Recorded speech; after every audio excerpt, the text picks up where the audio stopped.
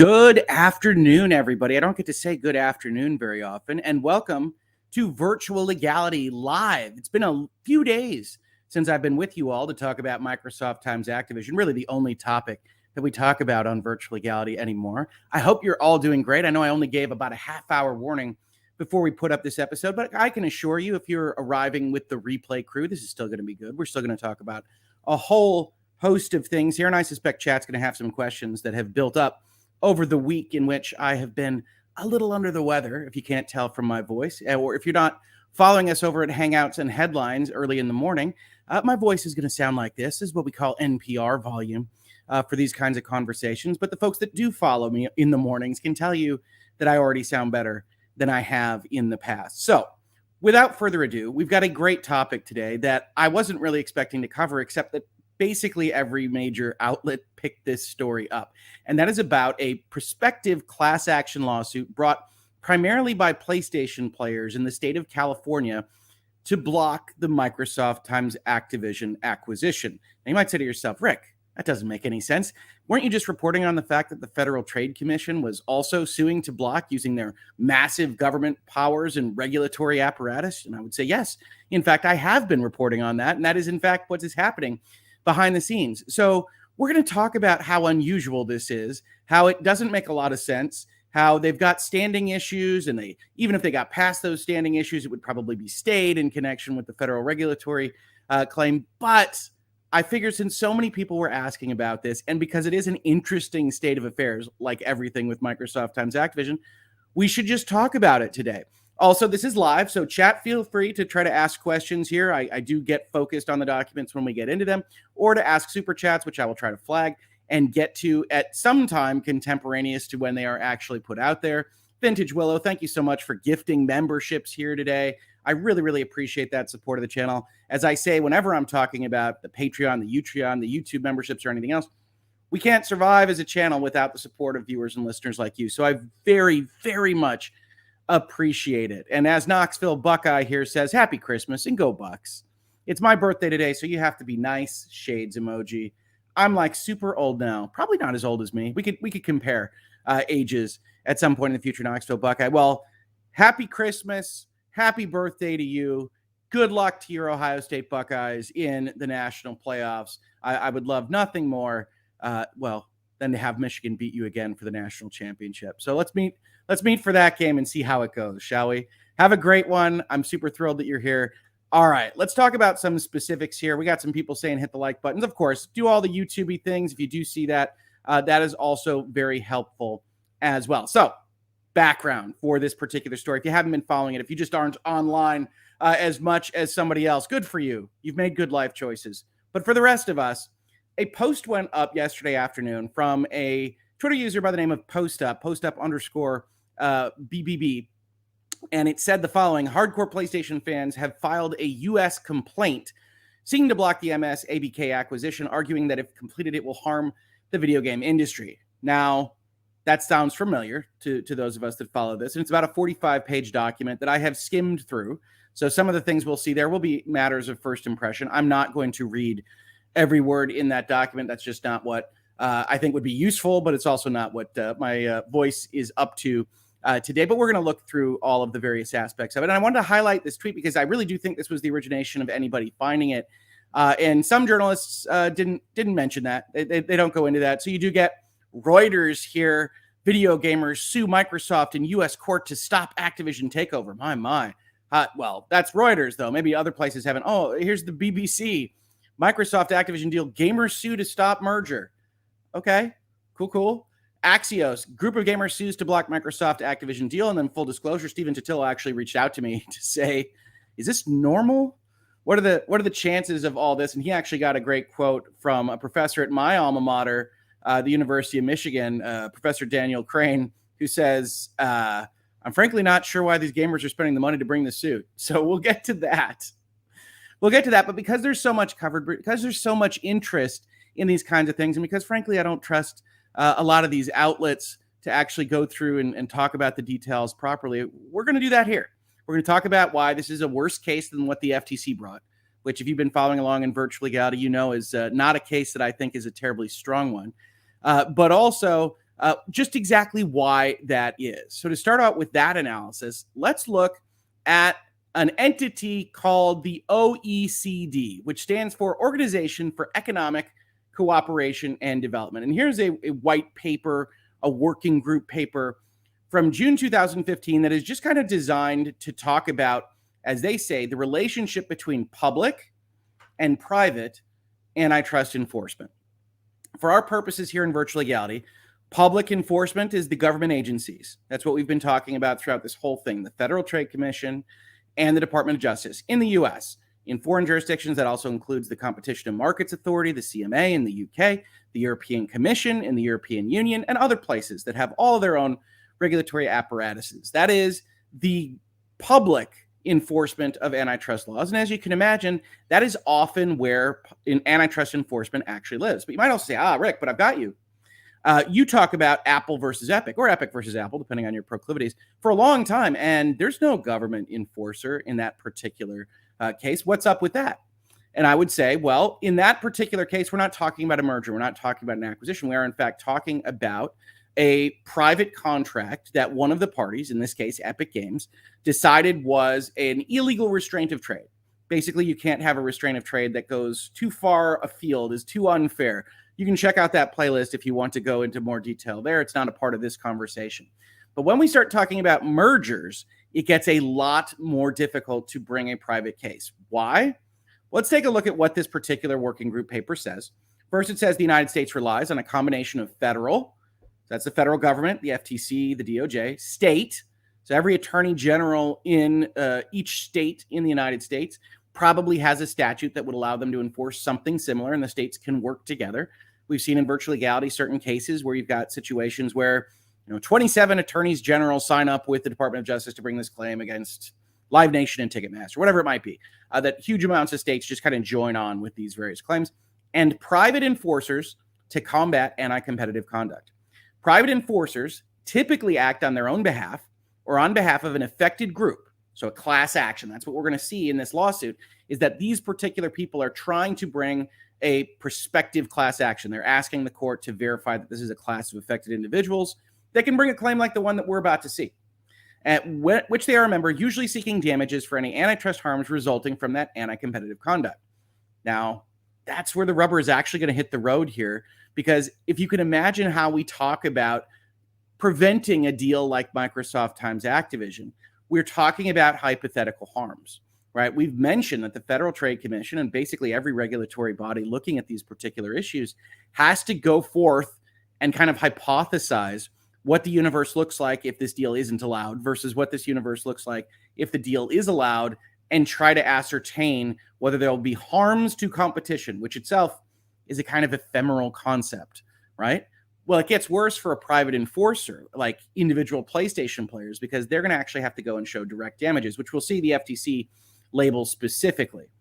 Private enforcement, subject to certain standing requirements, private plaintiffs may bring civil actions for violation of the federal antitrust laws. Then we scroll, because the most common kind of antitrust enforcement is restraints of trade, cartel behavior, et cetera, versus in this particular instance, we're looking at preventing a merger. This is where the government regulatory bodies are at the height of their powers, but the private enforcers, the individual companies and video game players, in this case, are kind of at their weakest.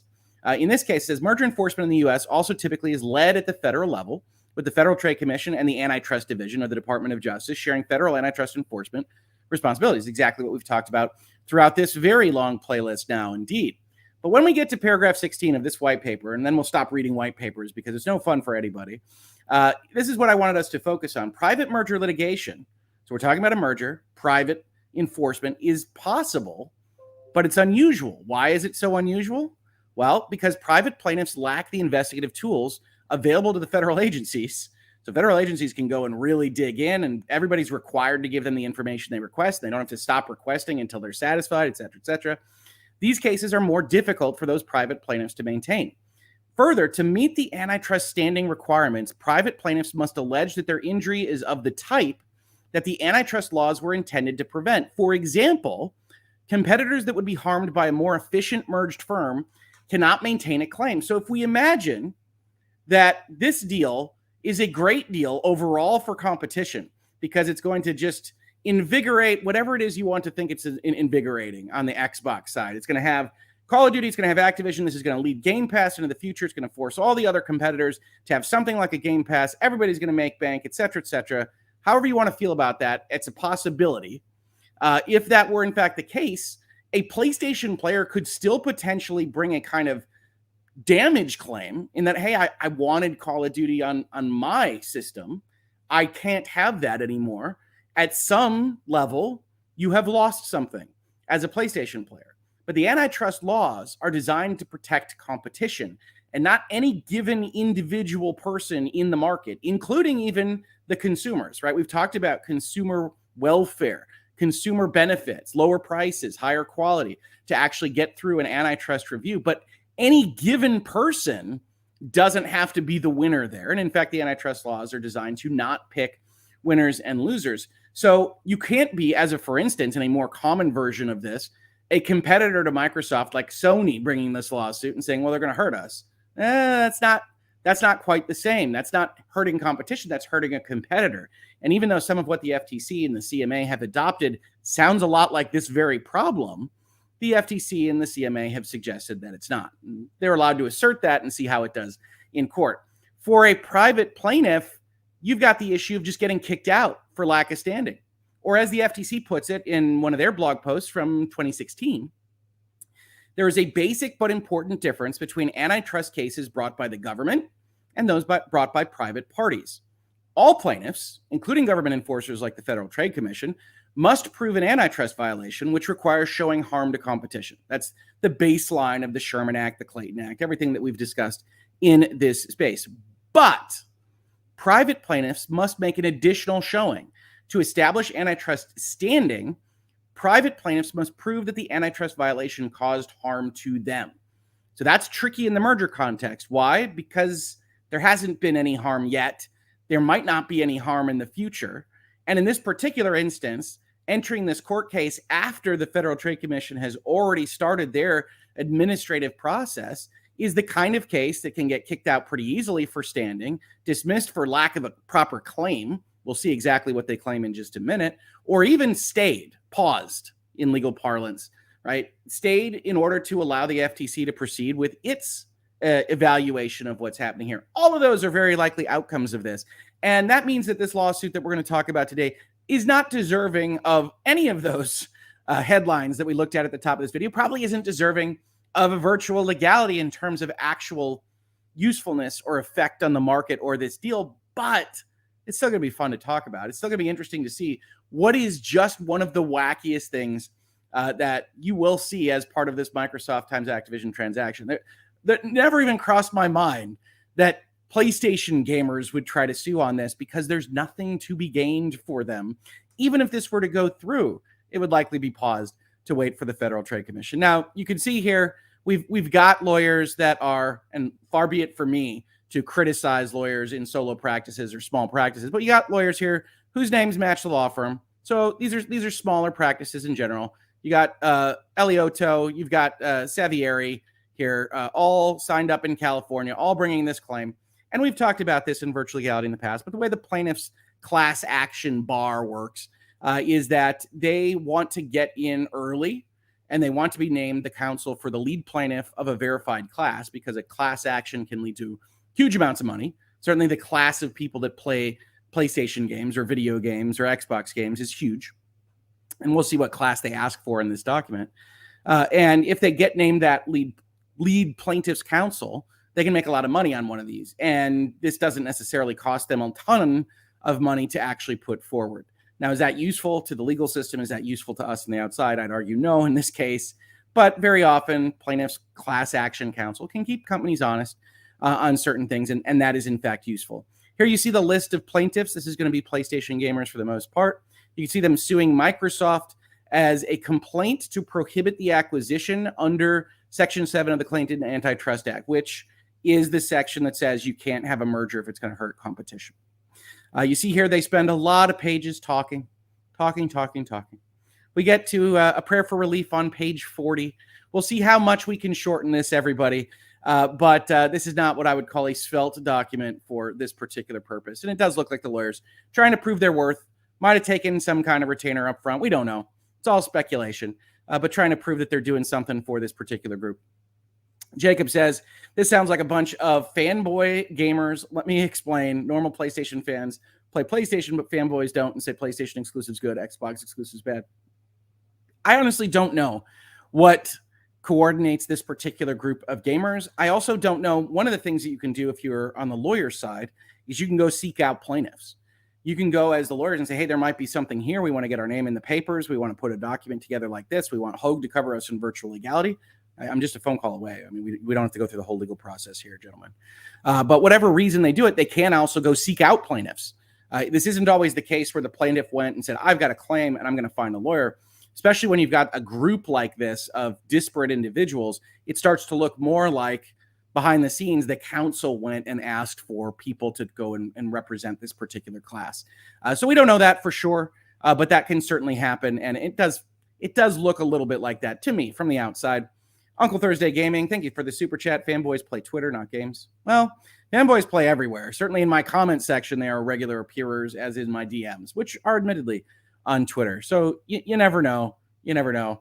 Chrissy Fletcher has a comment. I always wonder what the law clerks or other staff think about these kinds of things. Like, we're doing what now?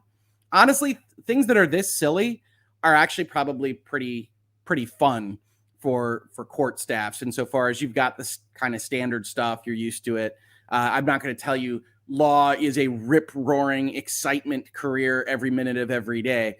So if you're just collecting briefs and things and complaints like this, well, you see this and you go, well, this is wild. At least this is different. This is interesting. If I'm going to write my summary memo to my judge, it's going to be like, well, okay, yeah, we'll see how that goes. But I definitely wonder. You never know how that's going to be treated at the court. All right, so we're going to skip as much of this as possible, which I know is exactly what you want to hear on a summary video. But there's going to be a lot of useless language here. We're going to skip as much as possible while still getting to the meat of the thing. This is a private antitrust action seeking an order of the court prohibiting the proposed acquisition of Activision Blizzard under the antitrust laws. The threatened loss or damage to the plaintiffs and to the public at large. So this is never a great sign.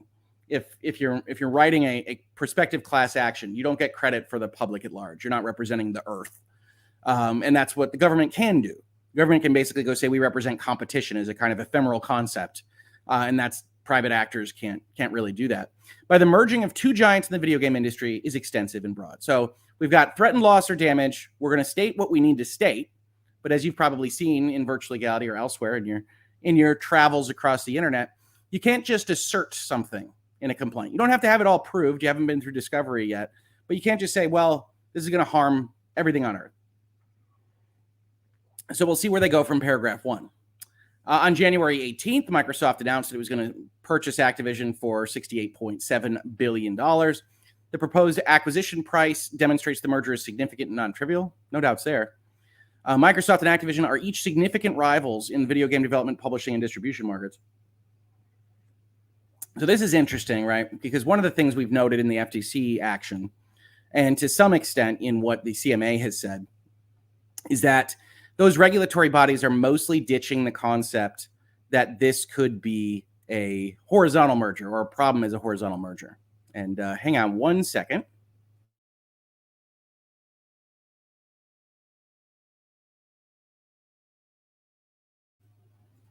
We're going to try to maintain our ability to talk through this video, but we'll see how it goes. And this represents a kind of horizontal merger concept. So if you aren't familiar with those terms, a horizontal merger is a merger of rivals doing the same thing and shrinking the industry for whatever it is that they do most obviously, right? You've got two companies that make bread. One bread company buys the other. You have fewer companies that make bread when it's done. Now you might have higher capacity because they bought all the capacity of the other bread company, but you have fewer actual entities in the bread market. And so in general, when we're talking about antitrust enforcement, the governments are most concerned about horizontal mergers. They're the most obvious to affect competition and to potentially affect it negatively. Vertical mergers are supply chain type mergers. So Microsoft looks at this and says, well, okay, we're going to buy Activision. We're primarily in the business of selling Game Pass and Xbox and other software or services like cloud services. And so in this particular instance, vertical mergers would be getting more content into something like Game Pass, which seems to be the drive of Microsoft in this transaction. In that particular case, historically, antitrust regulators have not been as concerned with vertical mergers as horizontal mergers, which is one of the interesting things in the FTC's documents is, hey, we're talking about vertical stuff. We're talking about Game Pass. We're talking about cloud. We're talking about consoles, which is kind of reverse vertical, but that's okay. Here, they start out by establishing, maybe we've got a horizontal issue here, which isn't obvious. And it's kind of a loser of an argument, as we've talked about, because neither Microsoft nor Activision have enough market share. Let's hit some super chats here. And I do apologize for the pace we're likely to go through this. I have to make sure I'm not just coughing all over you as we go. I feel fine, folks, so don't worry about that. It's just a matter of where my voice is at this point in time. El Capitan 22, thank you for the super chat. Says, good day, Hoeg. What kind of lawyer would take this case and why? I can't believe they actually have a chance to win. So why? Well, you could get a retainer. You could get paid just to write this document. The plaintiffs could say, hey, we want you to write this document, and go for it. If you're a plaintiff's class action law firm and you don't have anything going on, you might look at this as a marketing initiative. You might look at this and say, all right, well, maybe somehow this gets through. We'll get paid on commission. And if it does get through, we'll get paid a lot. And if it doesn't, well, we weren't doing anything. And or maybe we let our associates practice drafting a document. You just don't know on this stuff. Skytron, in your opinion, what are the most important factors for the merger going one way or the other? Glad to catch the stream. Love and respect. Thank you, Skytron. For me, the most important factor is whether Microsoft chooses to pursue it through an action. The FTC's case is weak or weakish. We've talked about that in prior videos. Check those out. But what I can't predict is whether Microsoft has the appetite to pursue this to the end or how it feels about Activision and that price now at the end of 2022. Right? A whole year has passed. The economy is, the economy. And going forward, it's going to be interesting to see what Microsoft does and what Microsoft might do in the face of the CMA and the EU making certain determinations pretty early in the year next year. So those are things that I think are worthy of watching out for. But yeah, all right. Hang on again.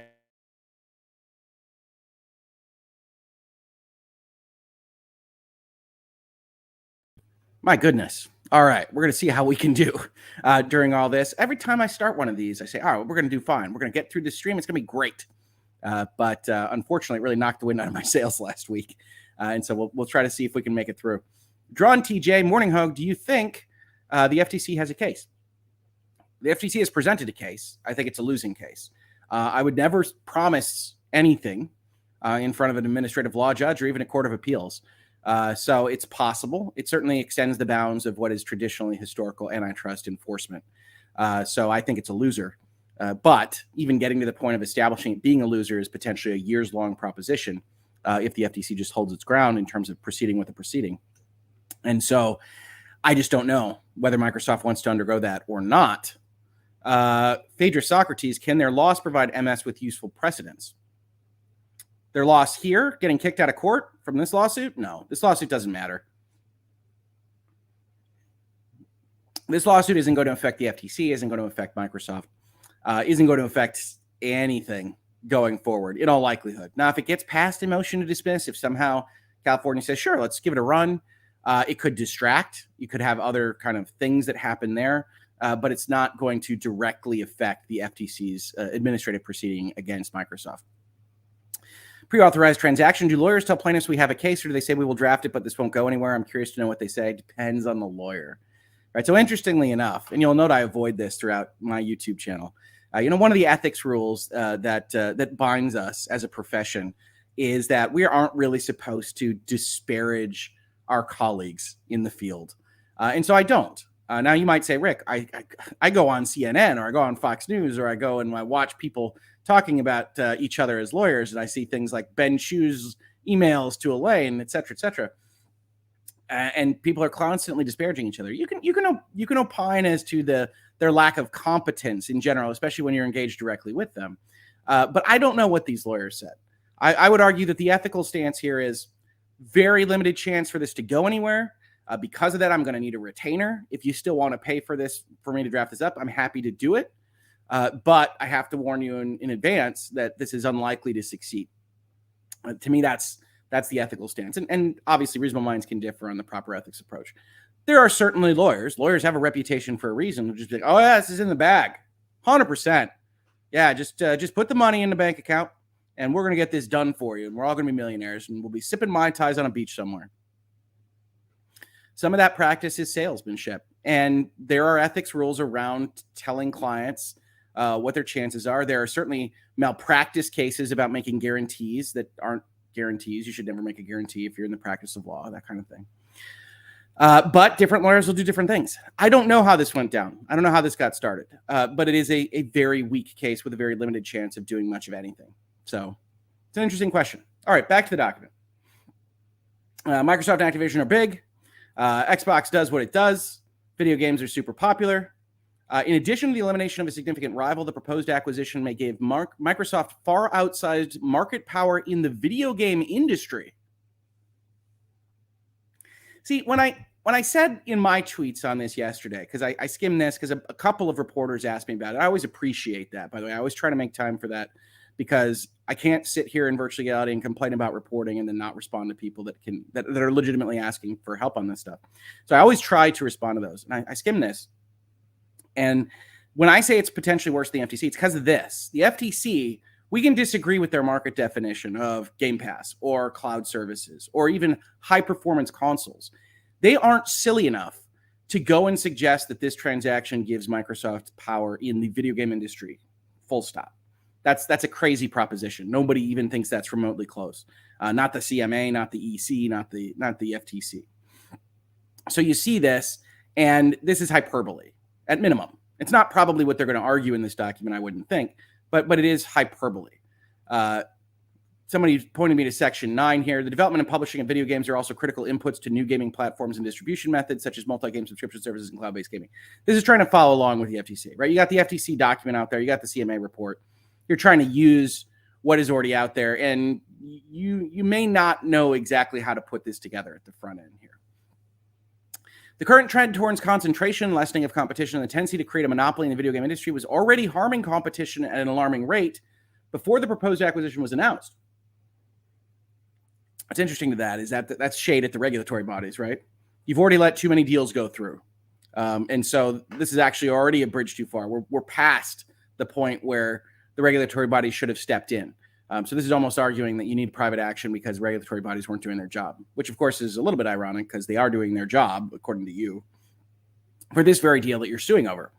If Microsoft's proposed acquisition of Activision is allowed, the video game industry may lose substantial competition and Microsoft will get that far outsized market power. It's a problem with Section 7 of the Clayton Act. Private action is authorized under the Clayton Act. You're entitled to sue and have injunctive release against threatened loss or damage by a violation of the antitrust laws. The remedy afforded to private plaintiffs includes injunctive relief prohibiting any potential unlawful acquisition. Yeah, you can have private actions on mergers, but there's a reason that they're so rare. The Clayton Act codifies Congress's intent to encourage vigorous private litigation against anti-competitive mergers that may substantially lessen competition. Says a California case in 1990. Probably not great that you're looking at stuff that's 35 years old, but fine. Plaintiffs bring this action under the authority of Section 16. Yep. Competition rather than combination is the rule of trade in the United States, so that these plaintiffs and the public at large, you don't get credit for those, may enjoy the benefits and innovations that come from competition, including, among others, improved quality and increased choices at the lowest possible prices. Again, it's a pendulum with those. If you got increased quality, you could also have increased prices. Same with, you could have lower quality if you also got lower prices. The government and these private enforcers aren't in the business of deciding what the proper quality price mix is for you. The example I've given in the past in this channel is you can have a $500 desk fan. You could also have a $50 desk fan that is clearly much worse and is only going to last a year or whatever. But we still want the consumer to have the choice as to whether to buy the high-end desk fan or the low-end desk fan. It isn't that we can only have high-end, low-price goods in the United States to work it out. Now, who are the parties? This is where things really kind of came apart when I was originally looking at this document. So before we get to the parties, let's grab some of these super chats. Again, I always appreciate the support. No merger yet, so no damage. Isn't this frivolous? No, they make the right claim under the antitrust acts of the United States that says there is a private cause of action to stop a merger. So this is a possibility that Congress foresaw. But the truth of the matter is that it's almost impossible to prove from a private side of things, and you don't get this kind of broader, grander, ephemeral, we're just fighting for competition that you can apply directly to plaintiff classes as a private enforcement mechanism. Generally speaking, it has been done. It can be done. We'll see if they get to a level that looks like it's probable here. Spoiler alert, they don't. But they've said it correctly. They just face huge hurdles as to try to figure out how to make this case. And like I said, we'll evaluate whether they do. Thank you so much. Who's your daddy? For the super chat. I appreciate it. You all have some really inventive profile names. I love it. The plaintiffs named below are citizens of the cities and states listed. So let's take a look at them. So Dante DiMartini is a video gamer located in San Francisco, California. Plays video games on the PlayStation and his PC. He has purchased titles from Activision, including Call of Duty, World of Warcraft, Overwatch, Overwatch 2, StarCraft 2, Diablo 3, and Hearthstone. I limited this to purchase, but it also says plays. So they're allowed to mention those free-to-play games. Curtis Burns also lives in San Francisco. He's played Call of Duty. Nicholas Eldon lives in Hoboken, New Jersey, and he's played Call of Duty, Diablo, Tony Hawk, and others. Jesse Gallivan lives in San Francisco, Call of Duty, so you see a certain San Francisco group here. Christopher Joseph Giddings LaFay lives in San Rafael, California. He's played Call of Duty, and he only plays games on his PC, so he's not a PlayStation gamer, technically. Steve Herrera plays games on his PlayStation and his Switch. He's played Activision games, including Crash Bandicoot. We'd actually really have to look at the years there as to whether he played Activision's Crash Bandicoot or someone else's. Especially when we're also bringing in Marvel Ultimate Alliance. Interesting. Hunter Joseph Jakubko is from Los Angeles. He's got a very similar list of things here. Now, it says he plays on the Xbox and PlayStation. Good luck proving damages there for Mr. Jakubko, but we'll see. Daniel Loftus, Call of Duty and Overwatch, he plays on his PlayStation. Edward Owen plays on his PC and Xbox. Again, damages? Question mark? Call of Duty and Overwatch.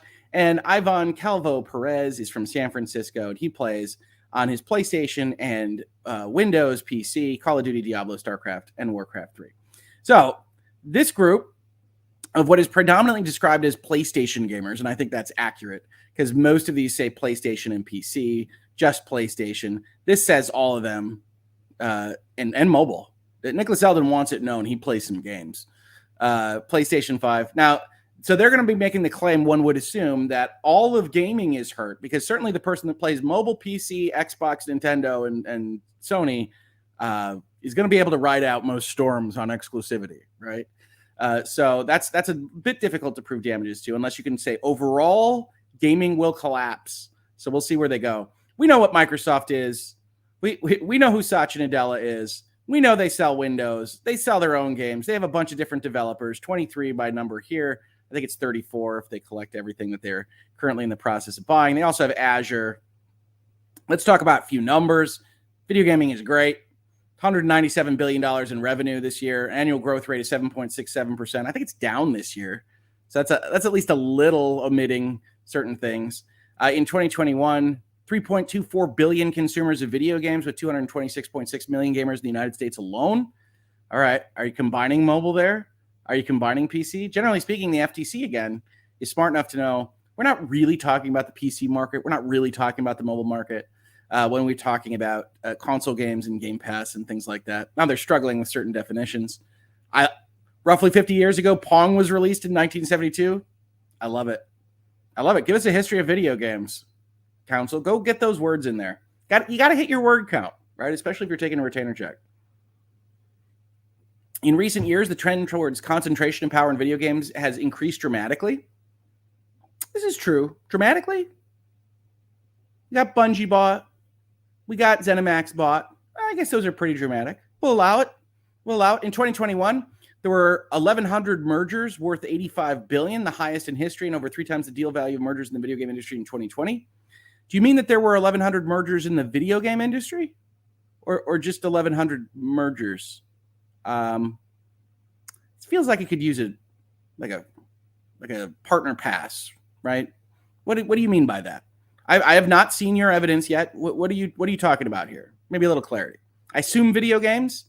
I don't know what 1,100 mergers would be in video games. You know, we've been doing virtual legality for a while here, but there could be smaller ones. I don't know. That number was quickly surpassed just 6 months into 2022, which saw $107 billion spent on acquisitions across 651 transactions.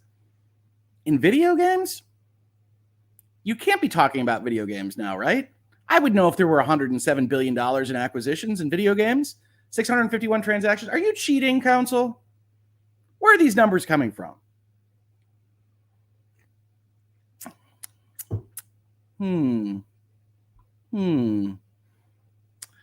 Virtual legality couldn't function if I had to cover 651 mergers.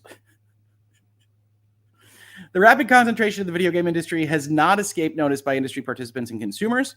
Nathan Brown, a game consultant and industry author, suggested that the video game industry is concentrating power overwhelmingly in the hands of a small number of corporations. Okay. Britt says 226 million gamers in the US only. Really, that is impressive. I agree that they have to be including mobile gaming, like anyone who played Snake on the Nokia phone. Yeah, for the population of the US, what is it, about 350? So, yeah, when you do that, there's all sorts of definitions that cause problems in the video game industry. And usually they cause problems in low stakes areas, right? When you're on Twitter and you're talking about gatekeeping with Redditors and you want to know whether mobile gamers should be considered real gamers. And, you know, you have these conversations. Now, of course, I'm not the Federal Trade Commission. I didn't just put a paragraph into a legal document that said Nintendo is for casuals and serious gamers play PlayStation and Xbox. True story. That's in their complaint document. So I am not stoking these particular fires. I love all my consoles equally. But yeah, this is a little bit more high stakes. And I suspect they mean anybody that has ever turned on a gaming app on their phone. Counsel used the Konami code, says Uncle Thursday Gaming, to get to those numbers. Maybe. Maybe. If they are, you know, that's what the kind of thing that it looks to me like it's every merger in the United States. That they're combining into these numbers. If they're trying to use that to establish concentration in video gaming, that's a cheat. That starts to feel like if you're not going to play fair with me, counsel, I'm going to have to start reading all of your sentences and claims with a jaundiced eye, right? So I would want at least some background there. It looks ridiculous. So I'm willing to say, hey, I don't know everything on earth. You're going to have to source that for me now. You didn't source it for me. I start to look at this and say, well, okay.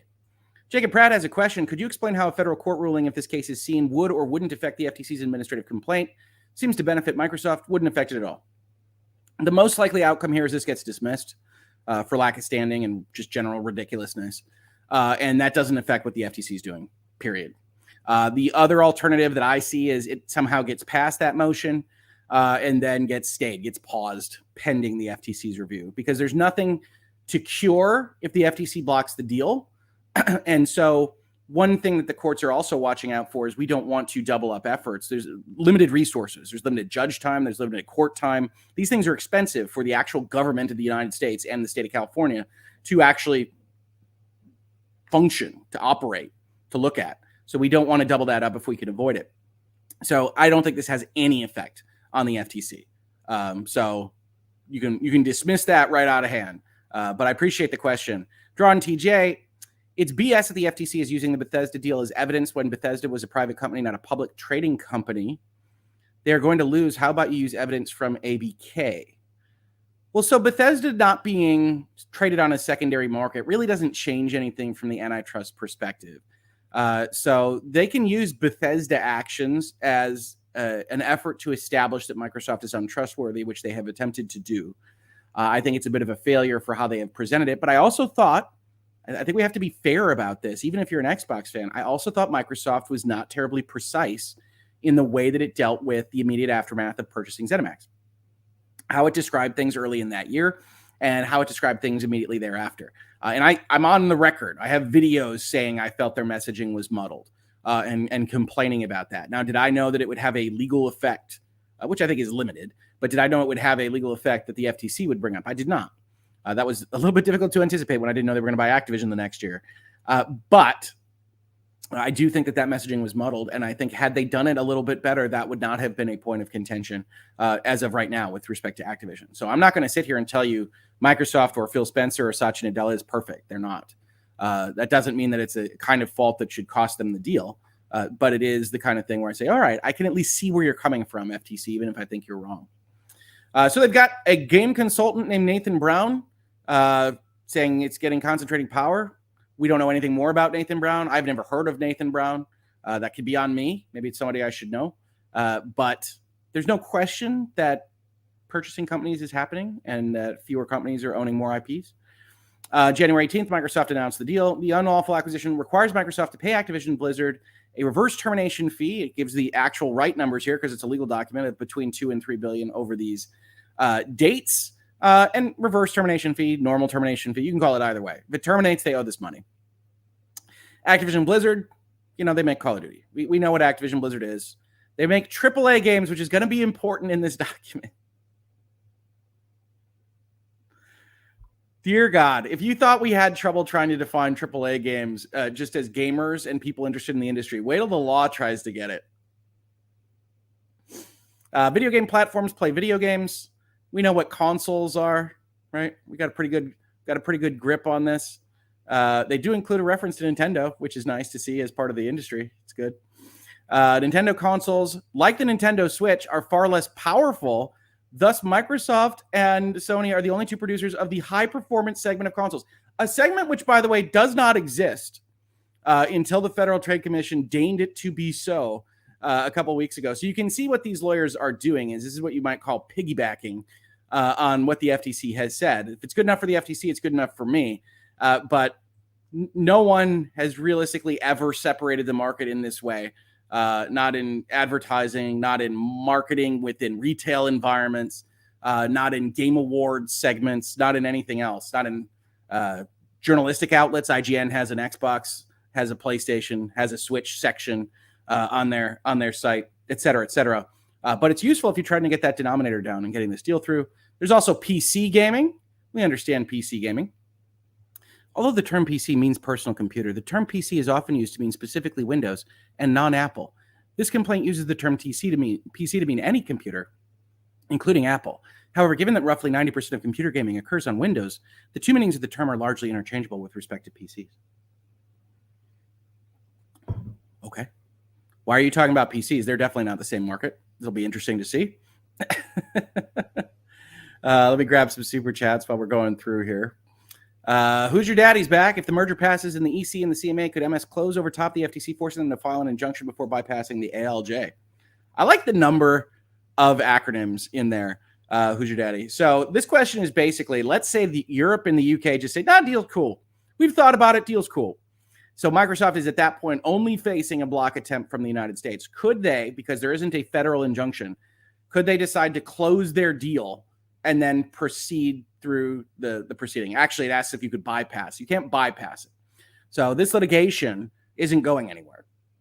So what happens if there is a breach of a condition is that the parties can decide to close over it.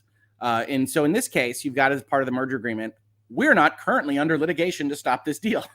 It's a promise that Activision makes to Microsoft, et cetera.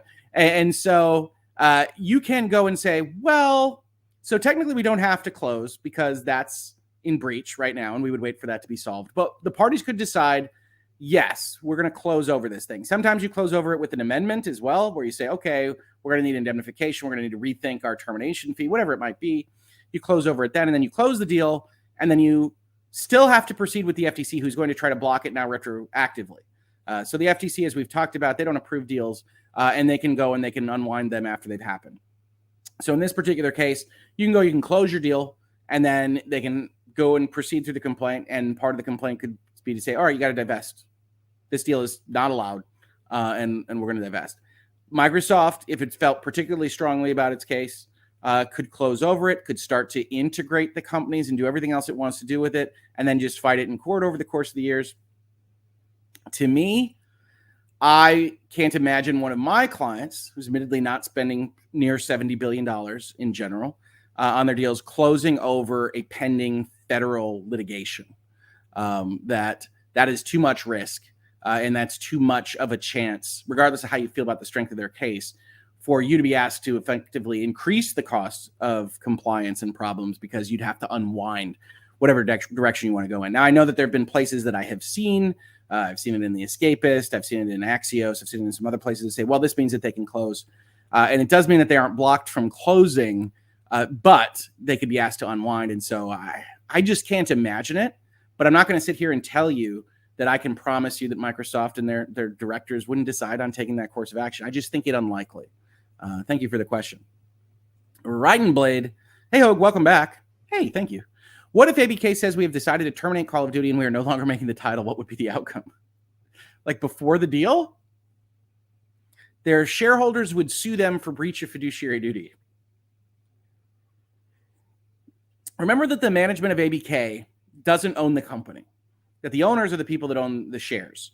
And the management of ABK, including the board, has a directive to go and use the assets they have been given from their investors to the maximal extent possible to make profit as much as possible. Call of Duty is the crown jewel of the Activision console-facing empire.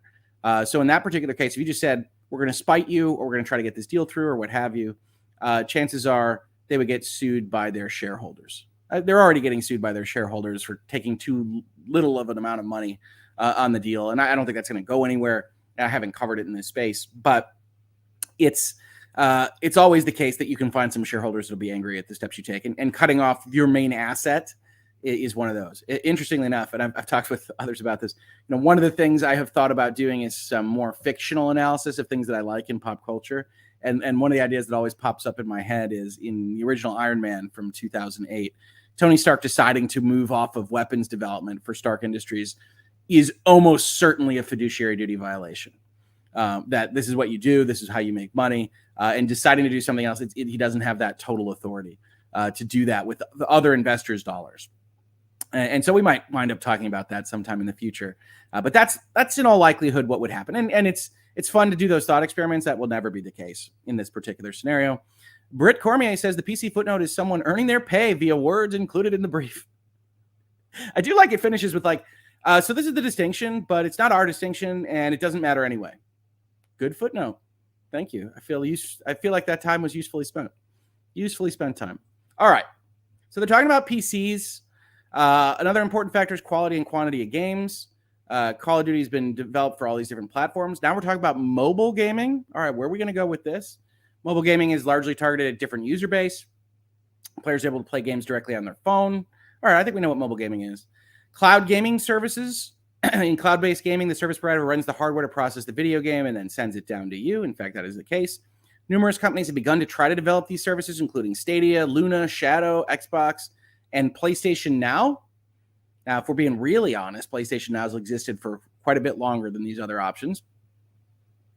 But nope, we don't get a PlayStation Now. Just so we're clear, Court, PlayStation Now has been around a pretty long time. Used to be called Gaikai. Sony bought them a long time ago.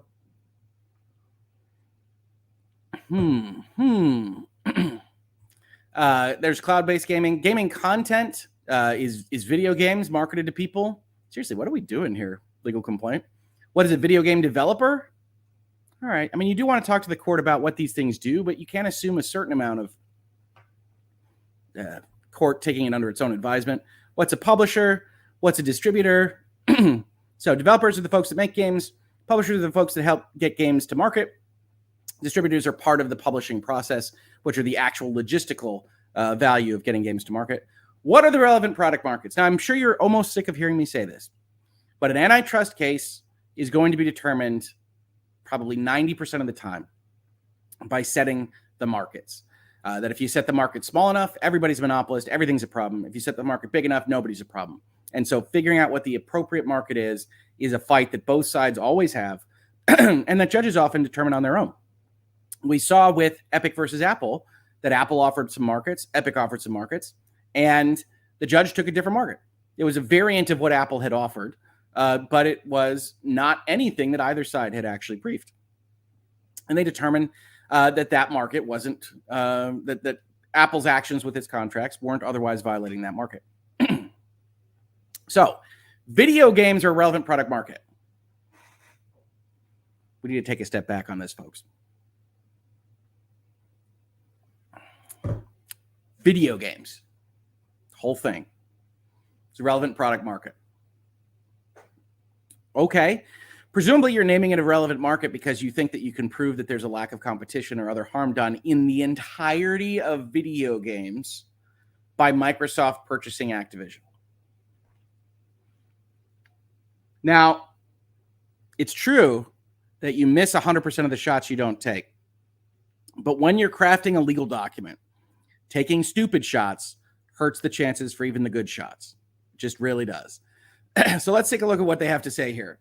Video games are unique entertainment and competitive pursuits without similar or substitutable products. Okay.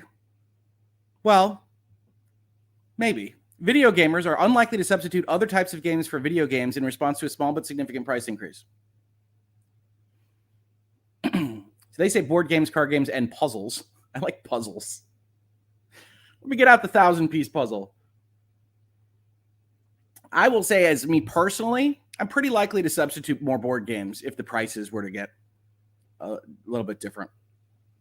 I love board games, and certainly a lot of video games emulate a board game experience. So that's an interesting assertion. We're going to allow it because this deal can't possibly affect the entire market of video games. So, okay. Max Bedford says CMA just put out their public response findings. Oh, did they? Okay. We'll see how my voice is doing at the end of this lawsuit review. I do have to do some overall catch-ups on these kinds of things. But I wanted to cover this. Video games are unique. Video game industry recognizes this as shown by the different marketing techniques used for video games. Video games constitute a line of commerce. Video game market is subdivided into smaller relevant product markets. Okay. Look, video games are clearly bright line enough from other things that you can use it as the whole market. The problem is you're never, ever, ever going to win that this is going to affect the entire video game market enough. Console gaming constitutes a separate market. I'll grant you. Console gaming is different than mobile, is different than PC. I really don't think there's much of a fight here. Console gaming has distinct customers compared to other gaming products, resulting in the term console gamer.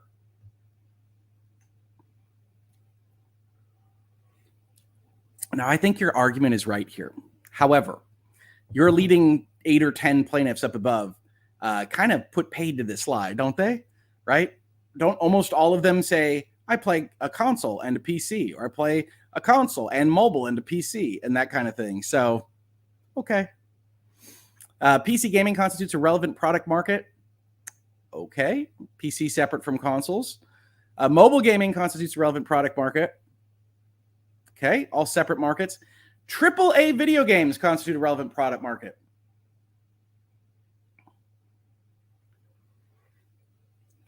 Nope. Let's see. AAA video games are video games with the highest production values, the best graphical and visual experiences, and are the most marketed and widely distributed and are highly anticipated by industry participants. Now, they're aping the CMA's, not the CMA, the FTC's language. But note, as I did when we went over the FTC lawsuit, the FTC itself is not silly enough to go and argue that AAA gaming is a separate market. They kind of suggest it in some of the ways they use AAA gaming in their complaint document, but they are never silly enough to try to take this amorphous, non-existent definition of what a AAA video game is and try to suggest that there isn't a market competition between whether I'm going to buy Modern Warfare 2 or Stray or Nobody Saves the World or whatever it is that I might otherwise purchase. There is clearly competition for your gaming dollar. And certainly AAA games, which do exist at a high production level, can still be a bit crap, right? Not every AAA game is a winner, and not every indie game is a sure loser.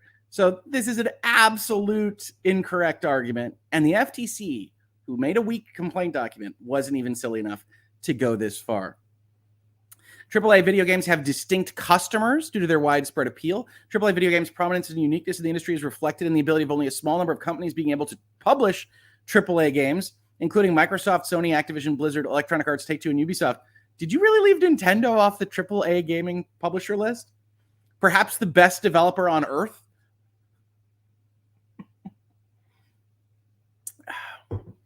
Heck, if we're going to talk about the other markets, where's Valve? Where's the mobile companies? Video game subscription services constitute a relevant product market. So they have to make this distinction, which we've talked about a lot, that buying a game is not a substitute for subscribing to a game. which I think is an absolute straight up loser. That there is federal law precedent, antitrust enforcement precedent that suggests that business models don't change markets. Let's see what this says. Video game subscription services such as Xbox are also unlikely to be substituted by gamers for other rental game services. Nope, that's not what we're even talking about, Counsel. Due to the specific titles that the subscription offers. What? Strong network effects and the ease of obtaining a large catalog of games for a major discount. The business model's too good, Your Honor. Nobody would buy a game. Who's even buying God of War Ragnarok? So, of the many problems with this sentence, and again, their job is to try to say that it isn't substitutable for buying games. They say is other rental game services. That doesn't matter. That doesn't matter. You're not trying to establish that Xbox Game Pass is a relevant market, surely. Are you? Because that's when we start talking about other rental game services. You're trying to say that game subscription services constitute a separate market, which means we're talking about substitutes outside of game subscription services. You bonkers, Counsel.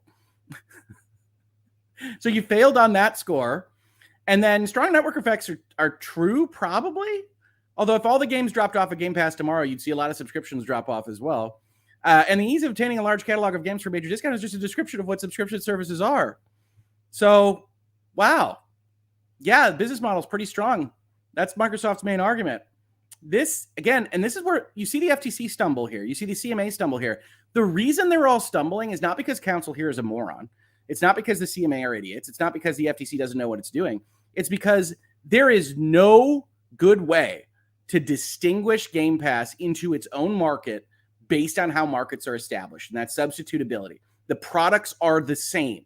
The only difference is the business model, and nobody seems to be able to get over that logical hump. And I don't really blame them, but you can see what it looks like to kind of back into a legal position, right? We talk about this with Supreme Court decisions all the time. But you can see what it looks like, which is to say, all right, we need this to be true, so we're going to assert it, and then we're going to figure out why. And that often looks pretty bad, and it does in this case as well. Britt says, are they actually making the argument for PC Master Race now that we have console gamers and real gamers? I don't think so. We're going to have to see how they use these relevant product market definitions. But usually when you establish a relevant product market, you're going to try to say that whatever deal you're talking about, whatever action you're talking about, if you're looking at restraints of trade, is affecting this market. So they've tried to nail down like 9 markets here, some of which are very specious indeed. Dean Larson, is the Steam Deck a high-performance console? It's somewhere in between a Switch and like a PlayStation 5, right? That's where the piggybacking comes in. The FTC doesn't make a good argument for why Nintendo isn't included. Steam Deck could be included in that same kind of vein as the Switch. In fact, I regularly plug in my Steam Deck just as I do with my Switch, using the cords that I use to dock my Switch to a TV. Zelda no longer AAA, it seems, says Uncle Thursday Gaming. Weird, isn't it? One of the most anticipated games of next year, not AAA. Bizarre. Oh, well, I guess we'll have to reflect on this.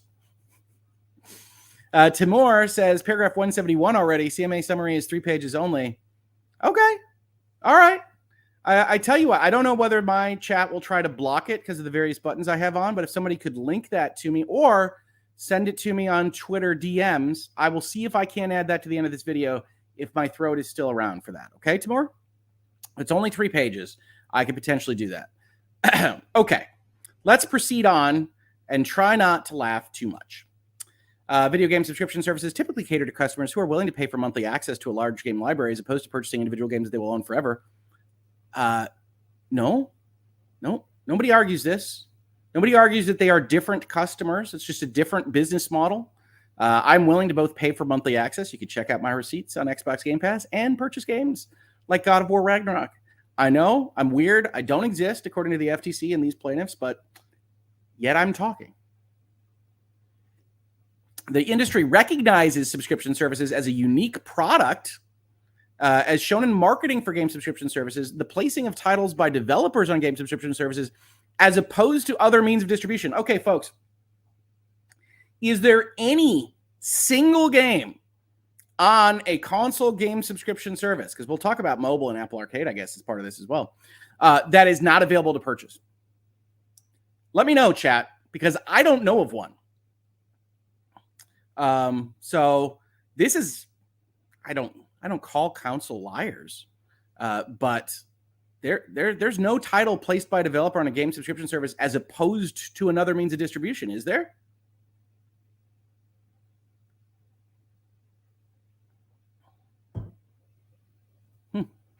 Video game subscription services have a distinct pricing model, which again does not a market make. We talked about this with respect to the FTC lawsuit. Buying a car versus leasing that same car from a dealership does not make them separate markets, folks. Game console systems constitute a relevant product market. Didn't you already talk about consoles?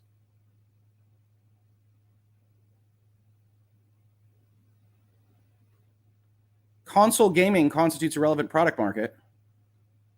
Yes, I guess they're trying to distinguish the games that you might play on a console from the sales of the console itself. This is a muddled mess now. I don't know. I hope this was handed off to an associate. So the systems themselves are at play. Now, that's, of course, a vertical kind of complaint. High-performance console systems constitute a relevant product market. So they're just throwing everything they can at this. And then just going through. They're going to try to ditch the Switch. Nintendo Switch was released in 2017, so it's a bit older. Yeah, it's definitely not getting brand new games or the most anticipated game of next year, so that makes the difference there. Has lower computational performance than the current generation. That doesn't put them in a different market segment. That puts them as a generation half step off. Was the 360 not in the right market segment because it didn't release at the exact moment that the other systems did? It's kind of a weird thing to say. It has lower computational performance. So does the Series S. Should we address that at all in a legal document? Maybe. I don't know. Nintendo Switch is instead focused on permitting portable handheld use, sacrificing computing power, as if Nintendo had ever focused on computing power. They don't like to compete on those grounds, but that is a choice you can make within a market. It's called brand differentiation. You can look it up. The Nintendo Switch offers a different catalog of games and focuses on casual and family gaming. As if the PlayStation and Xbox don't have different catalogs of games. You can say this sentence about anything. The Xbox offers a different catalog of games and focuses on first-person shooter and racing action. The PlayStation offers a different catalog of games and focuses on third-person action adventures directed by Neil Druckmann, who's a very sad person, apparently, just based on the musical accompaniment of his games. The difference in computing power is reflected in a lower price for the Nintendo Switch, which retails at $299, as opposed to the Xbox Series X and PlayStation 5, which retail at $499. Now, didn't you just mention that it's 3 years older? Do you think that comes into play for pricing as well? Don't know. And the Xbox Series S is just that meme sitting outside a rainy window saying, you just can't ignore me. You can't pretend I don't exist. The industry recognizes high-performance console systems as a unique product shown in how the industry markets high-end gaming consoles and high-end consoles to gamers. And the new exclusive gaming titles only available on high-end consoles, which are pretty few and far between, to be honest. But the industry doesn't market things.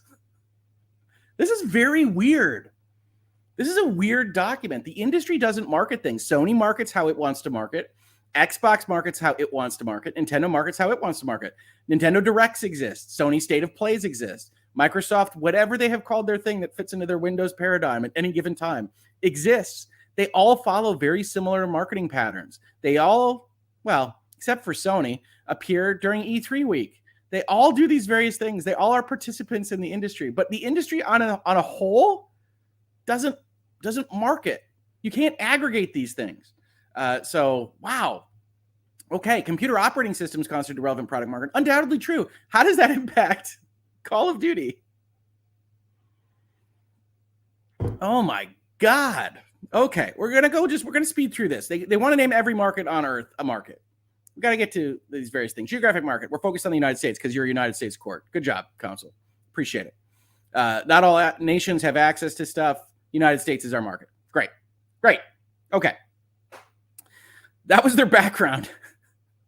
So the way that legal documents are written, folks, is in that background section, you're supposed to put basically everything you need as elements to get to the complaints that you have.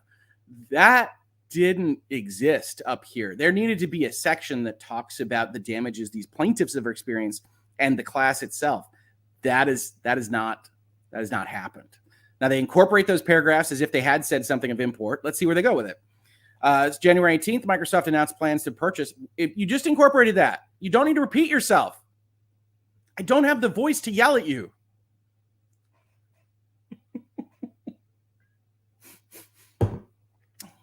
I'm glad you're all here with me for this. You can tell I only skimmed it when I was talking about things with people yesterday. But my goodness, let's grab some super chats before I lose my mind. Uncle Thursday Gaming, I use Game Pass for Microsoft First Pastry, probably Party, but I would be interested in tasting a First Pastry from Microsoft. And to try games I might not normally buy. I've found some fun games that I normally wouldn't buy. Honestly, Game Pass for me is kind of an indie curation search function. So I've tried Norco and I've tried other indie games that I might have not otherwise played. And it needed to be that this year because Microsoft wasn't releasing much of anything. But it's certainly not the case that I suddenly stopped buying video games. If you went and looked at my receipts for both Game Pass and the games I purchased this year, you would find that I do in fact exist. Pre-authorized says, I hope they stretch before they reach this far. You got to stretch. If you're going to reach that far, you don't want to hurt your arm. So you got to stretch it out. Good counsel is always doing, morning sun salutes to get ready for these kinds of documents.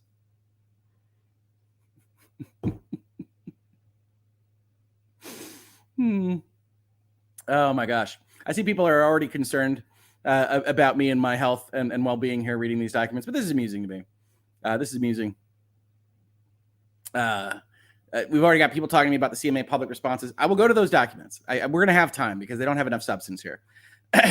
Fabrice says, if Microsoft offers to put Call of Duty on GeForce Now for NVIDIA, not only they would put it into a rival cloud, but also another subscription service, do you think that would kill the FTC case? The FTC's stance, to be fully understood, is that whatever Microsoft promises, whether by contract or otherwise, is not to be trusted. And that's necessary for them to bring their claim because they signed a deal with Nintendo. They signed a deal with the CWA. They did all these various things. So no, I don't think anything Microsoft can do can actually just get the FTC off their case if they are where they are presenting themselves to be. If you think it's a smokescreen because they want to look strong and they're ultimately going to settle on those kinds of things, that's completely separate. But it leads to the same place, which is that Microsoft shouldn't be advancing any more balls, so to speak, on this because the FTC is either not going to be convinced or is just fronting anyway. And so, no, I don't think that would work. It's a great idea. Microsoft cares about just having cloud gaming increase and all these various things, and they could. They're clearly kind of bending over backwards to try to make the Sony position make sense. But I think we're past that hump. I don't think that there's anything Microsoft can do to change the FTC's position, whether it is fabricated or whether they're serious. Eder says, on PlayStation, there are classic games only available on subscription PlayStation Network Deluxe and Premium, but all Game Pass games are on sale outside. Wouldn't that be a hoot? So, classic games. So I know that when they started that system, I was able to go buy like Siphon Filter on the PlayStation Classics for $10. So your suggestion is that there are some of those that aren't made available through the store, which very well might be the case. It's not like I've gone through the list of things that are on the PlayStation subscription service. But let's take that to its logical conclusion. The company then that is locking things behind subscription services is Sony itself and not Microsoft, which is the deal you're trying to stop. So you can see that's not the greatest argument for you if you're putting this particular document together. Thank you for flagging that, though. It is very possible that kind of thing could be happening. Okay.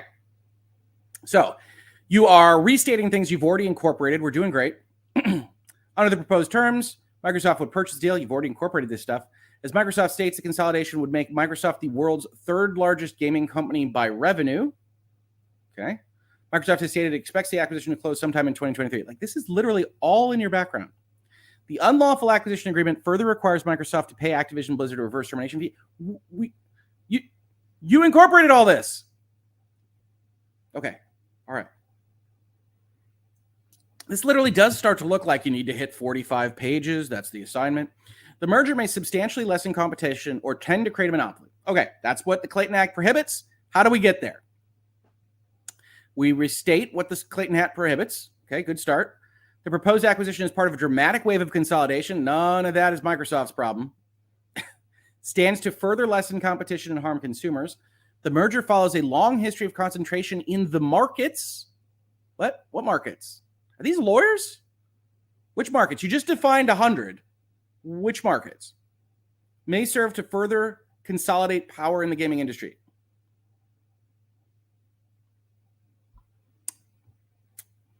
It's bad. We're going to say it's bad again. Microsoft, in particular, is bad, has bolstered and cemented its large video game ecosystem through a series of mergers and acquisitions, all allowed, by the way. Currently owning 24 different gaming studios, including Mojang, Ninja Theory, Playground, Undead, Compulsion, Obsidian, In Exile, Double Fine, ZeniMax, Rare. Rare? Why is Rare last? 2014, 2018, 2018, 2018, 2018.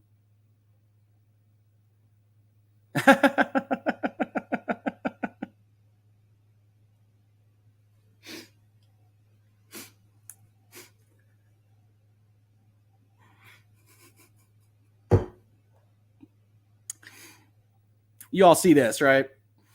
So when you're putting a legal document together, especially if you're going to use actual fact-based stuff. Now, all this should be background, right? If you are going to have these facts and you think this is important, which it isn't, the fact that Microsoft bought a bunch of companies between 2000 and now is not, strictly speaking, significant to whether market share is impacted by this deal. But you think it is, you're going to put it all in. It should be in the top sections. You should be incorporating it by reference. But if you're going to do this research, you might not want to think that Rare was purchased in September of this year.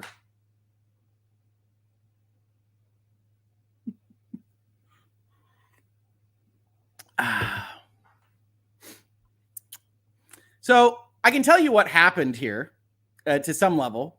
At some point in the long game of telephone of putting this list together, September 24th, 2002 became September 24th, 2022.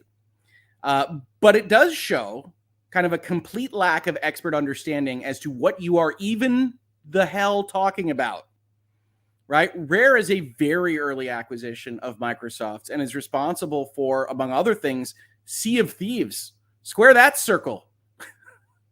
This is the kind of thing that calls into question whether you looked up any of this stuff at all. How fast was this done? So, and I would chalk it up to just a simple typo. It is just a simple typo at some point. In some Excel spreadsheet as somebody's putting this information together. But then you ordered this list. You ordered this list by date to kind of try to show the acceleration. Right? You just told us that there's an accelerating consolidation, that Microsoft's a bad actor, that they're evil on this front. You put Rare down here, and then you reference 3 games that are, I think, all before the acquisition. GoldenEye 007, Perfect Dark, and Banjo-Kazooie are Nintendo games. What in the world are we doing?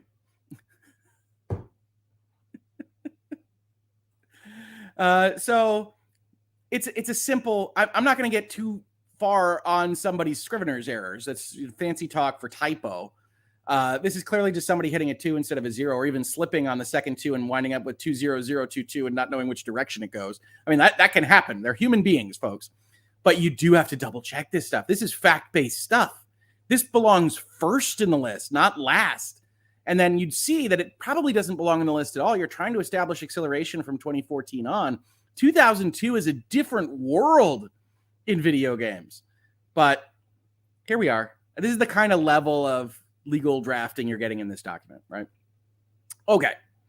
Activision Blizzard is also the product of many significant mergers and acquisitions, including they bought Raven in 97. Cripes, man. Treyarch 2001, Infinity Ward in 2003, High Moon in 2006, Vicarious in 2005. How did we get 2000? You're going in order, and we got 2006 is in front of 2005. I don't even know what we're doing. I haven't missed any super chats yet, I don't think, Raiden. Let me see. Just probably passed by. If I missed it, I will grab it. But you see, if you're going to do them in order like that, you're going to have to make sure. Just a quick check. Just a quick check. Oh, my goodness. If I missed it, it's way back here. Apologize for this, Raiden. When we look at documents like this, I'm not going to blame anybody for simple errors. These are the kinds of things, however, that if you're going to put as part of your main argument, you have to make sure you get right. Because at a certain level, before you correct this, they'll be allowed to correct this. Before you correct this, you're lying to the court. You're saying things with the Rare acquisition that isn't true. They accelerated it until they bought a big company. Rare, very popular, makes good stuff. September this year, only a few months ago. Nope. We got the dates in the wrong order. Got this right, and I'm sorry I missed it. Since Sony is made between Sony and Microsoft, and Sony has made it clear that Nintendo is nothing, Sony has 70% and Microsoft has 30%. That means Sony can't buy. Nobody really believes these market definitions is the sad truth about this in terms of the real politic here. Sony's going to be allowed to buy. Microsoft's ultimately going to be allowed to buy. The question is whether they are allowed to buy things this big. And I think that they could easily win this case if they have the temerity to pursue it. But I just don't know on that particular question. And they bought King in 2016. Proposed acquisition poses a substantial threat to the plaintiffs. These are gamers. And to the public at large, that doesn't matter, in that the proposed acquisition may substantially lessen competition in each of the relevant product markets and may cause loss to the plaintiff and the public at large in the form of higher prices. Bad stuff. Proposed acquisition may also substantially reduce competition in the labor market for video game labor talent. Are any of your clients developers? Because nobody mentioned it. You can't just, you're not the FTC. The FTC can't even really make this argument, but they could try. They didn't in this particular instance. But my God, you got to stick to your lane in a legal document. What? So the antitrust laws aren't, generally speaking, historically concerned at all with the interim content producers, right? They're concerned with consumers. And so this is a problem just on its face. But then throwing it into your argument for your gamer clients is insane. Employees in the video game industry may have substantially less choice among employers, and Microsoft may have outsized market power in hiring and retaining employees in the video gaming field, which requires specialized talent. This is particularly concerning given that Activision Blizzard is currently engulfed in lawsuits from employees. How is it particularly concerning to have Activision change management in that context?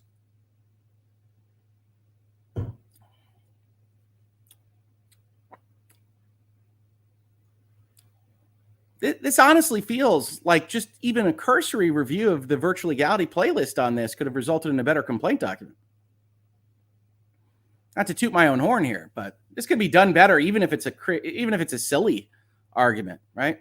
And I do apologize, Raiden, for missing that. So thank you for flagging it for me. Anybody, if I do miss one, I'm always trying to find those. I appreciate the support for the channel, and if I miss, I miss. So I like this. I'm so lost. I don't blame you. This is a meandering mess. A miasma of mediocrity.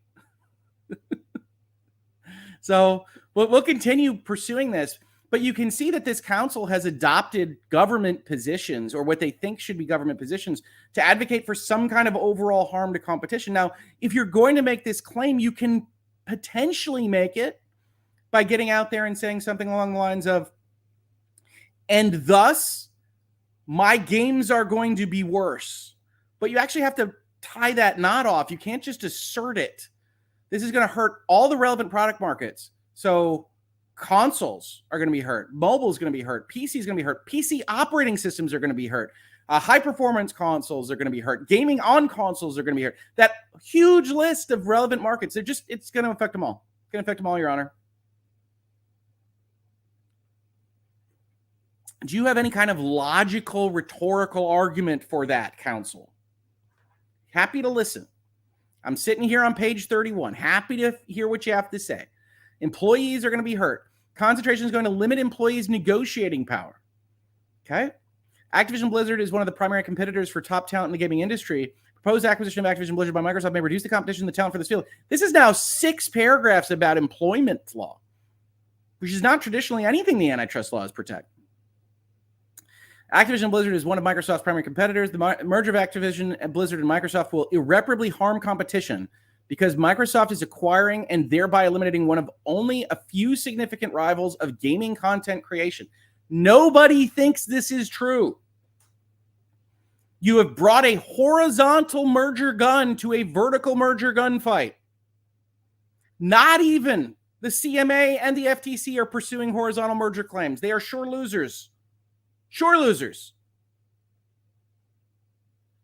If Microsoft Activision Blizzard is allowed to commence, Microsoft will have far outsized market power in several key gaming markets, including the labor market, not a gaming market at all, which will allow Microsoft to further inhibit competition. So, folks, This is a nonsense complaint document. This is just asserting what the statute requires you to assert with no logical inference at all. Nothing to actually state how this works. The FTC is the freaking best Supreme Court opinion you've ever read compared to this complaint. The best. If you told me this was a fake document provided by 4chan, I would believe you. Oh my God. All right. Let's get done with this document.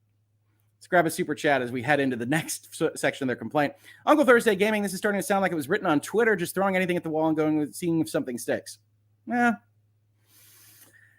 Like I said, I don't want to disparage other counsel, but this is not their best work. I can't imagine. Video game industry is characterized by network effects and barriers to entry. Great. This is how you establish a market. It's above. You got significant network effects. You got barriers to entry because it costs money to buy other things. Microsoft's already substantial gaming ecosystem creates significant network effects. Sure. Video games themselves also have significant network effects. As the Competition and Markets Authority found, their investigation ain't even over yet, Haas. If you go and look at their actual documents, they say that that's in preparation for an actual determination through actual economic analysis, but that it's a possibility that there could be an issue, says the CMA. They're not even ready to be used as citation yet. Gamers like to be on the same platforms as their friends to play multiplayer games. Oh my God, did you use the CMA to quote that gamers like to play multiplayer games with their friends on the same system? Okay. What are we doing? Most popular online multiplayer games attract even more users. Sure. Video games are critical inputs for gaming platforms to be successful. Yep, and they're all unique. Gaming platforms allow a user to play video games, and thus the quantity and quality of the video games that are developed for a given platform are critical to a platform's success. Sure, that might constitute, if you really think this through, as competition at the console level. AAA games play an outsized role in the video game console market. Most video games are currently developed for both Xbox and PlayStation, and thus a consumer who purchases Xbox or PlayStation will have access to play most video games developed for consoles. All right. Interrogative. Will this sentence change after Microsoft buys Activision? Further, would it change if Microsoft kept every single game in the Activision ecosystem as an exclusive for Xbox?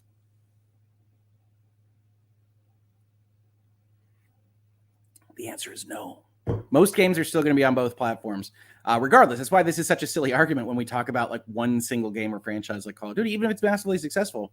Microsoft directly competes with Activision Blizzard in game development for console and PC gaming markets. Sure, you're back to horizontal land. They're just not going to be big enough. There's no market concentration in the overall console or PC video gaming market. Microsoft directly competes in game publishing. Look, counsel, if you're going to bring another complaint, can I make this recommendation? Not legal advice, just practical advice. If it wasn't good enough for the FTC or the CMA to bring, it's not good enough for you. Those folks are already considering bringing ridiculous things. The FTC already has. They know that game development and publishing is not an ecosystem that is going to be dominated by this transaction, period. Not even close. Not even close. The percentages that were shown in things like the Brazilian regulatory review have 10 and 20% of the possible distribution and publishing market, provided that there is no reduction in output from the combined entity. And that's just not even close. Microsoft competes with Activision Blizzard in game distribution for the console and PC gaming markets. Oh, yes, the purchase of Battle.net. Purchase of Battle.net is really going to destroy that market. Proposed consolidation may substantially lessen current competition in the video game development, publishing, and distribution markets. All right. Oh, they have percentages for us. Good. Microsoft and Activision vigorously compete against one another to make video games. Interestingly enough, of course, because we are talking about a vertical merger in the rest of the non-crazy litigation context, Activision Blizzard also provides content to Microsoft for them to sell their consoles and their Game Pass subscription services, and provides content to Nintendo and Sony. So they compete, kind of, and they're also symbiotic. Microsoft is the largest game publisher in the United States, controlling the development, production, and marketing of some of the industry's most popular video game franchises. By what metric? Number of games? Revenue? Doesn't seem likely that it's revenue. Largest game publisher in the United States. Microsoft has approximately 23.9% of the market share of game publishing in the United States. Going to need a source on that. Activision Blizzard is the second largest video game publisher in the United States with approximately 10% of the market share. Activision Blizzard is one of only a few independent video game developers considered capable of reliably publishing AAA video games. They make one game a year on console, AAA. As the largest publisher in the United States, Microsoft owns numerous video game developers. Microsoft also controls many of the industry's most talented game developers and other key industry personnel. So, no, they don't. They don't control personnel. And in fact, video gaming continues to be one of the most dynamic areas of industry for people leaving and creating their own institutes, as it has since it began. See history of Activision. As the second largest publisher in the United States, Activision Blizzard owns numerous immensely popular game titles itself. If either company were to fail to deliver adequate quality and experiences in a range of game genres at a competitive price, consumers will choose to purchase other video games that provide better content at a more competitive price. True. If Microsoft's acquisition of Activision Blizzard were to be completed, one of Microsoft's significant rivals would be eliminated and competition would be significantly lessened. And this is where we just get confused when we're writing a document like this. So this is a horizontal merger complaint. Generally speaking, you'd look at market concentration levels after the deal were to go through to determine whether competition will be harmed. Let's give full faith and credit to what they say here. This puts a combined Microsoft and Activision Blizzard entity at about a third of the market for all of these things put together. Third of the market is that kind of area where you can look at something. You can say, we have to check market power. We have to check to see whether it could be affected. That all kind of goes by the wayside when you do admit that if either company were to fail to deliver adequate quality and experiences, people would just go elsewhere. That's true.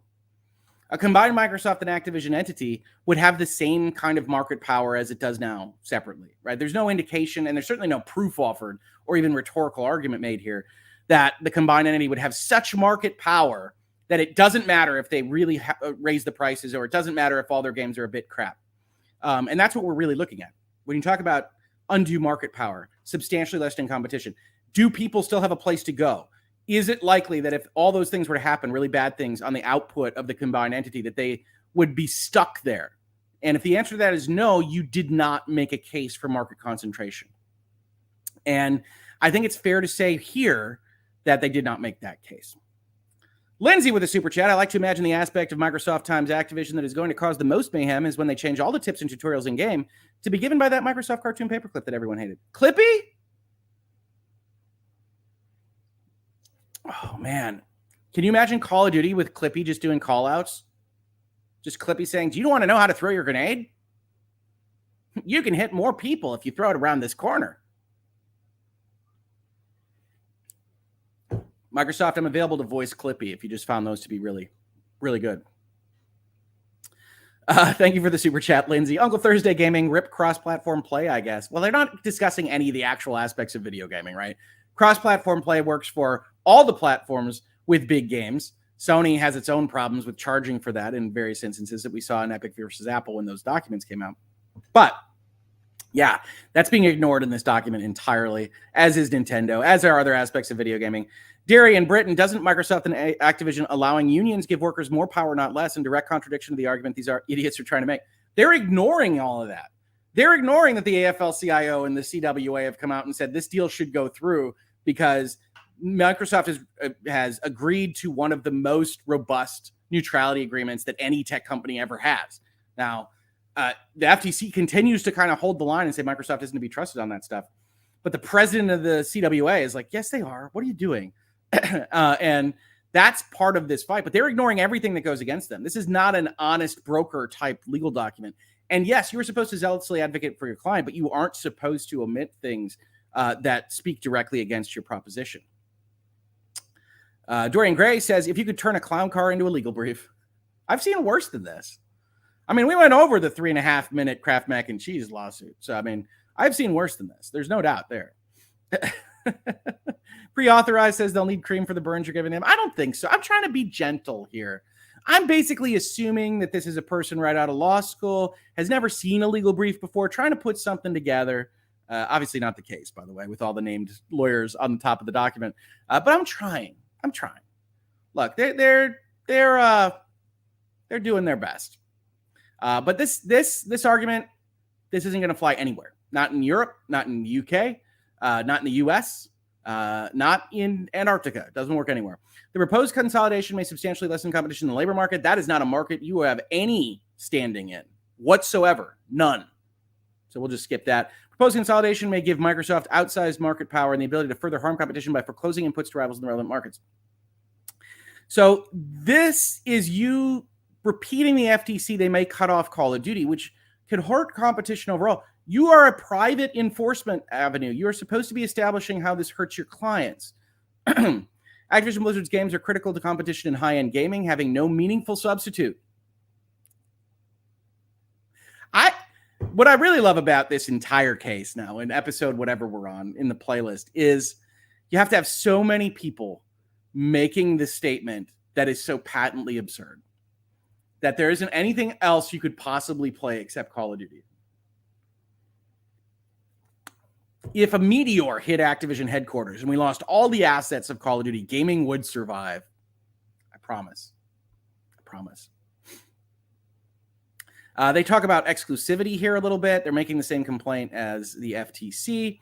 Studies show 46% of PlayStation and Nintendo users in the United States would consider subscribing to Game Pass with the inclusion of Activision Blizzard titles. Sounds like a good marketing maneuver. But wait, Nintendo users would be interested in a Microsoft Game Pass subscription? Almost as if Nintendo users are within the video gaming industry? That can't be.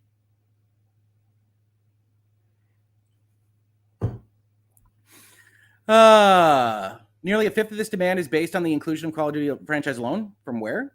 Gonna need some studies show is about the level of a Hangouts and Headlines title. Nearly a fifth is related to Call of Duty. Where are you getting this from? They got network effects. They can move it to Game Pass. They can make some money. They talk about Bethesda a little bit. In fact, Microsoft has engaged in similar practices before, restricting access to games from studios they've acquired. Now, you just told us that Call of Duty has no equal. So we can't even use comparables, right? There is no comparable. How can you even say what somebody's going to do with Call of Duty? It's so magical. But they go down FTC road. Starfield will be exclusive to Xbox, despite prior franchises from that publisher developing games for compatibility with other consoles. And other games not. We're not that far removed from Morrowind. Microsoft has also made public plans to make other titles ZeniMax exclusive, including Elder Scrolls franchise titles. I love using this one because Elder Scrolls 6 might not come out before I die. We have no idea what year Elder Scrolls 6 will come out. Similar exclusivity decisions were reached after acquiring other studios such as Obsidian, In Exile, and Ninja Theory. You going to compare those to Call of Duty? Microsoft has currently made public promises to keep Activision Blizzard's game content, including Call of Duty, available, but their past history implies these promises are illusory. Microsoft is liars, Your Honor. Okay. We should probably address the Minecraft in the room here, that Minecraft is available on all the systems, and increases in the Minecraft universe have been made available on all systems. We should probably address that if we're counsel, but no. And then we're just going to throw in cloud-based gaming. So this is the stew pot. This is the gumbo here. We got cloud-based gaming problems. They'll foreclose people in cloud-based gaming. Such foreclosure strategies could reduce competition in the markets for console and PC video games, leading to higher prices and all sorts of bad stuff. Could. Maybe. Who knows? Proposed acquisition may reduce competition in the market for PC operating systems. How? How so? May reduce the ability of rival providers of PC operating systems to compete with Microsoft's operating system Windows by combining Activision Blizzard's game catalog with Microsoft's cloud-based game streaming Windows to Windows devices. If we were to do one of those surveys that you quote up above, counsel, do you think that the answer to why I use Windows or why I use Linux or anything else is predominantly going to be because of video games? If you instead think that it's far more likely that the video game or that the console or the PC operating system market is instead defined largely by enterprise usage, doesn't that really kind of kill your argument that putting Call of Duty on Windows is going to make it impossible to compete with Windows? Because you're dragging in a lot of extra stuff over video games when you start talking about OSs. It's one of the reasons I think the European Union is going to drop that argument that they have prepped for their phase 2 review. But there you go. This would discourage video gamers to buy non-Windows PCs. This would discourage video gamers from buying is this English? This would discourage video gamers to buy non-Windows PCs from buying. We'll make that correct. This would discourage video gamers from not buying Windows PCs. Okay. Right. What percentage of the market is gamers? You didn't establish that. You didn't tie this off. You didn't dot I's. You didn't cross T's. In addition, Microsoft would receive the ability and incentive to engage in foreclosure strategies. You're just going to assert that? Okay. Combined with the rest of Microsoft's multi-product ecosystem, could strengthen all the bad things. In addition to currently competing against one another in video game development, publishing, and distribution, they're both strong, vigorous, and viable potential competitors in gaming markets in which they do not currently compete in. Oh, we're going with incipient competition. This is the FTC's Facebook within strategy to say you can't buy this because you could have instead built your own company and invested in it. Now, I don't know where they think employees come from, the employee tree, but in general, even if you're going to build up on your own, you're still going to be taking aspects of things out of the existing market just to compete within it.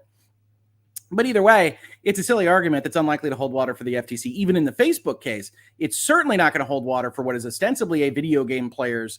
I guess it's not a class action as we proceed through here. They didn't ask for a class. They're just representing these 8 to 10 guys. And both competitors have been ready, willing, and able to compete in new gaming markets.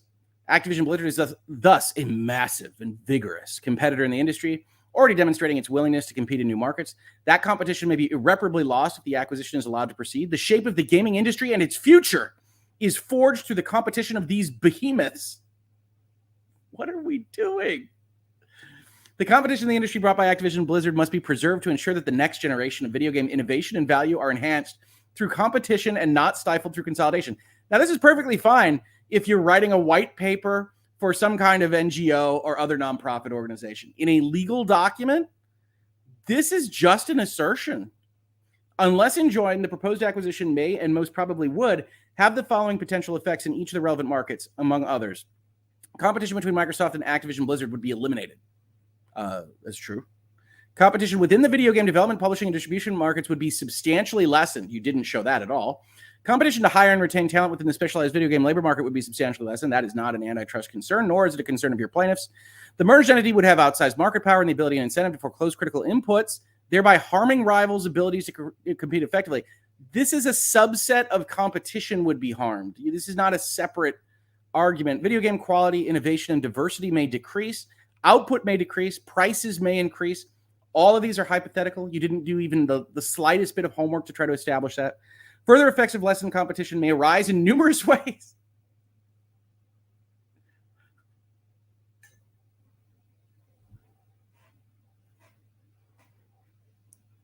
Umbrella terms are good for some things. Congress likes them in statutes.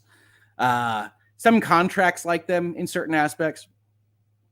When you are in the complaint portion of your document, and you're saying, unless enjoined, Your Honor, unless you take action, unless you use the power of the court to stop this nefarious transaction, this list of bad things is going to happen. And then your last is other stuff we can't even think of.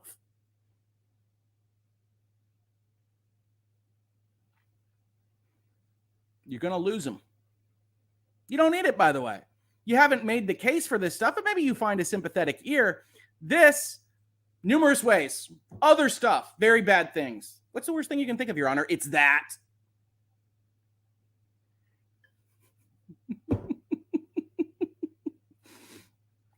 The plaintiffs are threatened. Okay, so we got to the plaintiffs. Oh my God. We're actually referencing the people that this court case is about. Okay, by reason of all this stuff, we just said all these things that the FTC said much more poorly. The plaintiffs are threatened with loss or damage in the form of the ill effects of diminished competition that occurs with the consolidation of power. Wait, hold on. Do you mean market power? Or are you just taking excerpts from The Lord of the Rings? Market power, right? Just general economic consolidation. This isn't like a didactic on the conflagration that started a world war, is it? Including but not limited to. Okay, very bad things up here. And so we are going to be threatened with reduced quality, innovation and diversity, reduced wages, decreased mobility, and worse working conditions for video game industry employees. How do you have standing for that? The potential further elimination of favored competitors, as well as additional irreparable harm for which damages may be inadequate. No, you can't. You have to plead with specificity. You have to establish what it is you are talking about. This is the only time that I have seen in 40 pages where you've actually talked about your case. The rest is competition nonsense that you kind of dragged from the FTC or the CMA or wherever else you found it. This is where you say, and that's why my plaintiffs are affected. You also don't establish how they are distinct. How are your plaintiffs different from any given person? What is it that is about them? And then by throwing in this wage stuff, this makes sense if you have clients potential. If all your clients are developers and you want to bring this case, that's a different case. You are not impacted by reduced wages of labor. Honest to God, from a consumer perspective, this is going to be a nice thing to say. And I have a lot of developer friends, and my brother's a developer. From a consumer perspective, if all of the developers' wages were cut in half and somehow that savings was passed on to the consumer, that's much more likely to be a consumer good-facing thing. If cost of creation of the product you want to buy goes down, there is every indicia that that's going to lead to more sales and potentially lower prices and more quantity of goods delivered to you. That isn't to say that we have to be in favor of developers getting kicked in the shins over their wages. But when you're bringing an antitrust complaint about consumers, gamers, saying the company's input costs could go down rather a lot, is complete nonsense. This comes across as like a Polygon article about the state of the industry. We're not all in this together, folks, at least not on the legal side of things. And yeah, I want developers to do well. And I'm entirely in favor of them deciding their own fate and whether a union makes sense for them. And what we see in the video game industry will continue to be covered here as something that could be great for workers or bad for workers or anywhere in between. And we'll talk about those things. But on a consumer-facing level, this is a consumer lawsuit. Companies might wind up paying less for labor is nonsense in this context economically. Doesn't mean you have to like it. All right. That's not what we're talking about here. We're talking about the nature of a litigation document. But not only do they not have standing, it's the exact opposite of what might make sense here. And it goes to what we were talking about before, right? That it has to be of the nature the antitrust laws were designed to protect against. Competitors that would be harmed by a more efficient merged firm cannot maintain a claim. I really want it on my PlayStation is what I want to say, but I saw how much that European Commission guy got burned by it. So we're not going to put that in the litigation document, thank God. Instead, we're going to make all these various claims that are in and around the industry swirling, and you don't make sense from a legal perspective. You don't. So there's 100,000 reasons this lawsuit isn't going to work. First and foremost, is like, the FTC's already doing this. Why are you wasting our time? But after that, this is just a nonsense platter at this point. Plaintiffs are entitled to bring suit under Section 16. Yes, you are. We pray for relief. We want to see it enjoined. We want it declared unlawful. We want to declare the contract killed. We want to declare the reverse termination fee null and void. What standing do you have for that? You're not Microsoft. You're not Activision. In this particular circumstance, you would have Activision be put in limbo for a year, year and a half, potentially more, depending on if this went through, how long this would take. And you want to make sure that Microsoft keeps all of its money from what you have declared to be an unlawful attempted acquisition. You also further want to make sure Activision does not get paid for that limbo period and that its investors are burned to the maximal extent possible. And which of these universes do you think is better for competition in the video game industry? Let's presume you get just an absolutely lobotomized judge that says, this sounds good to me. All right, we'll void everything. And Microsoft keeps its money, Activision gets nothing. Is that better? Is that better for this circumstance? Whew. Whew. Awarding to plaintiffs the costs of their suit, including reasonable attorney's fees, granting plaintiffs such other further relief as the court may give. So note what, they're not even asking for damages. They want attorney's fees and the deal to stop. Who wins in that scenario? Who do you think? Who always wins? The lawyers. This is a lawyer-directed kind of move from Mr. Joseph Eliotto and Mr. Joseph R. Savieri and they're trying to move forward with this deal, with this potential litigation to get in the papers and potentially to make a little bit of money. It's a non-starter. Don't expect this to go anywhere, but you did see it reported on in a bunch of places, so I wanted to cover it. Now, I will go and see if we grabbed any super chats. I'm also going to check behind the scenes here to see if any of you DM'd me this CMA document. We'll just double up. We will just double up to see if there's anything else. Somebody should have linked this to me. Here's Cabriel. Here's the assets. Why wouldn't we cover an extra document here in virtual legality, right? We're only at an hour and 45. While we're taking this pause here, I do want to mention, folks, that do like video gaming, presuming some of the 1,000 of you watching right now, that we are actually having our special, what we call Fabto, which is 2 Hoegs are better than 1, where I'm going to be talking about my favorite games of the year, along with my brother Tom Hoeg, who is a developer at ZeniMax Online. ZeniMax Media Online? It starts with ZeniMax, finishes with Online. And he's going to talk about his favorite games as well. We might also have some cameo appearances. That's 7 p.m. tonight. And is one of my favorite streams every year. So I have some unusual things up there. I have some things you probably expect up there. My brother has a crazy list. We have only one game in common on our 2 top 10 lists. So we'll be talking about a lot of games. And so if you're interested in that, put a marker down, set a timer, set an alert, ring the bells, whatever else YouTube does now. I don't know.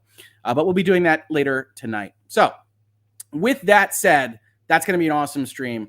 Let's finish this up. Let's make sure that we get all of the super chats from the section where we were discussing the plaintiff's lawsuit.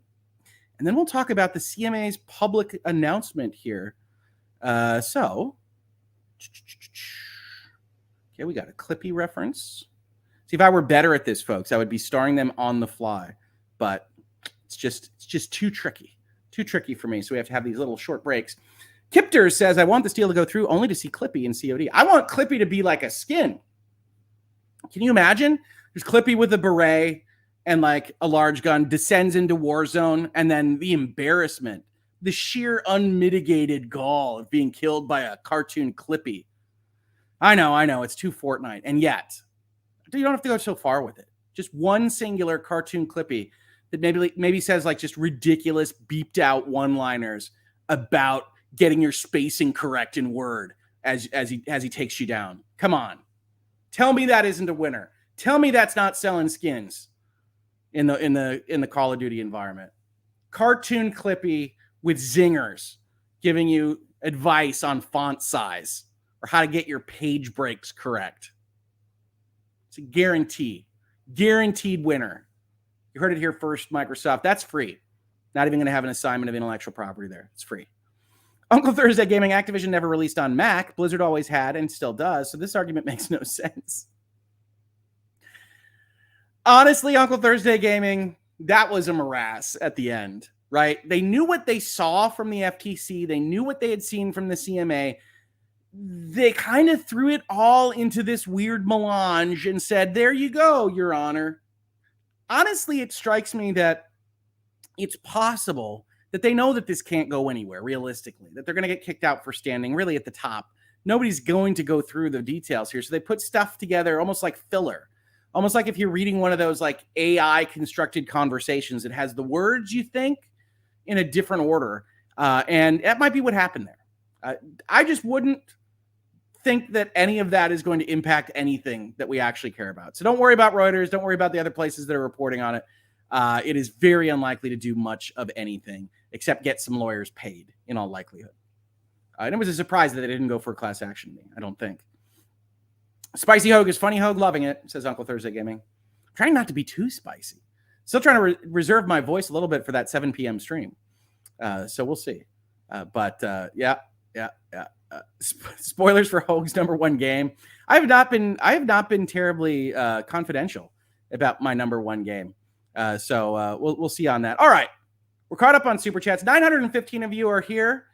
So we're actually going to do another topic. We're going to talk about the CMA's public document that came out at the same time. I might change the title to this just to indicate to people that we are going to do that. But while you're here, if you could YouTube loves it when you do that. It also tells people that we're streaming here and YouTube sends us on to more people.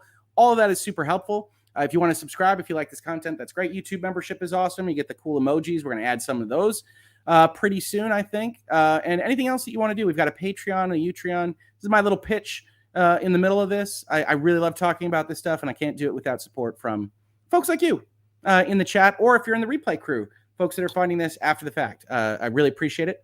Now let's talk about the CMA, everybody's favorite United Kingdom-based regulatory authority. So thank you so much for folks that actually DM'd me this. I didn't catch who DM'd it to me behind the scenes. But if you DM me, the one rule I always have is I'm not going to use your name unless you tell me to. So I really appreciate it. Let's look at what they've got.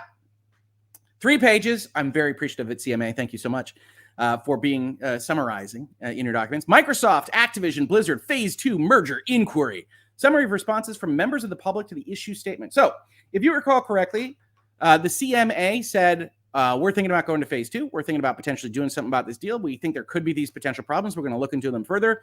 Public, say what you will about this. And in gaming spheres, people started talking about whether or not they should move forward with commentary and things like that. I did not submit anything. I'm not a UK citizen. I don't view it as my purview to make statements on what the CMA is doing on this. But let's see what they had to say. On October 14th, the CMA published an issues statement vis-a-vis the deal. We invited responses with a deadline of October 28th. We received 2,100 emails. Some interest in this. During this period, this document provides a high-level summary of the views that we received from the public. It is not exhaustive. No, I wouldn't assume that it would be for 2,100. And we have not included any material received that was unrelated to our merger investigation. To those of you that called us various names we did not recognize from a franchise called Gears of War and threatened our livelihoods and or other aspects of our personage, we did not include the summary of those things, but please be nicer.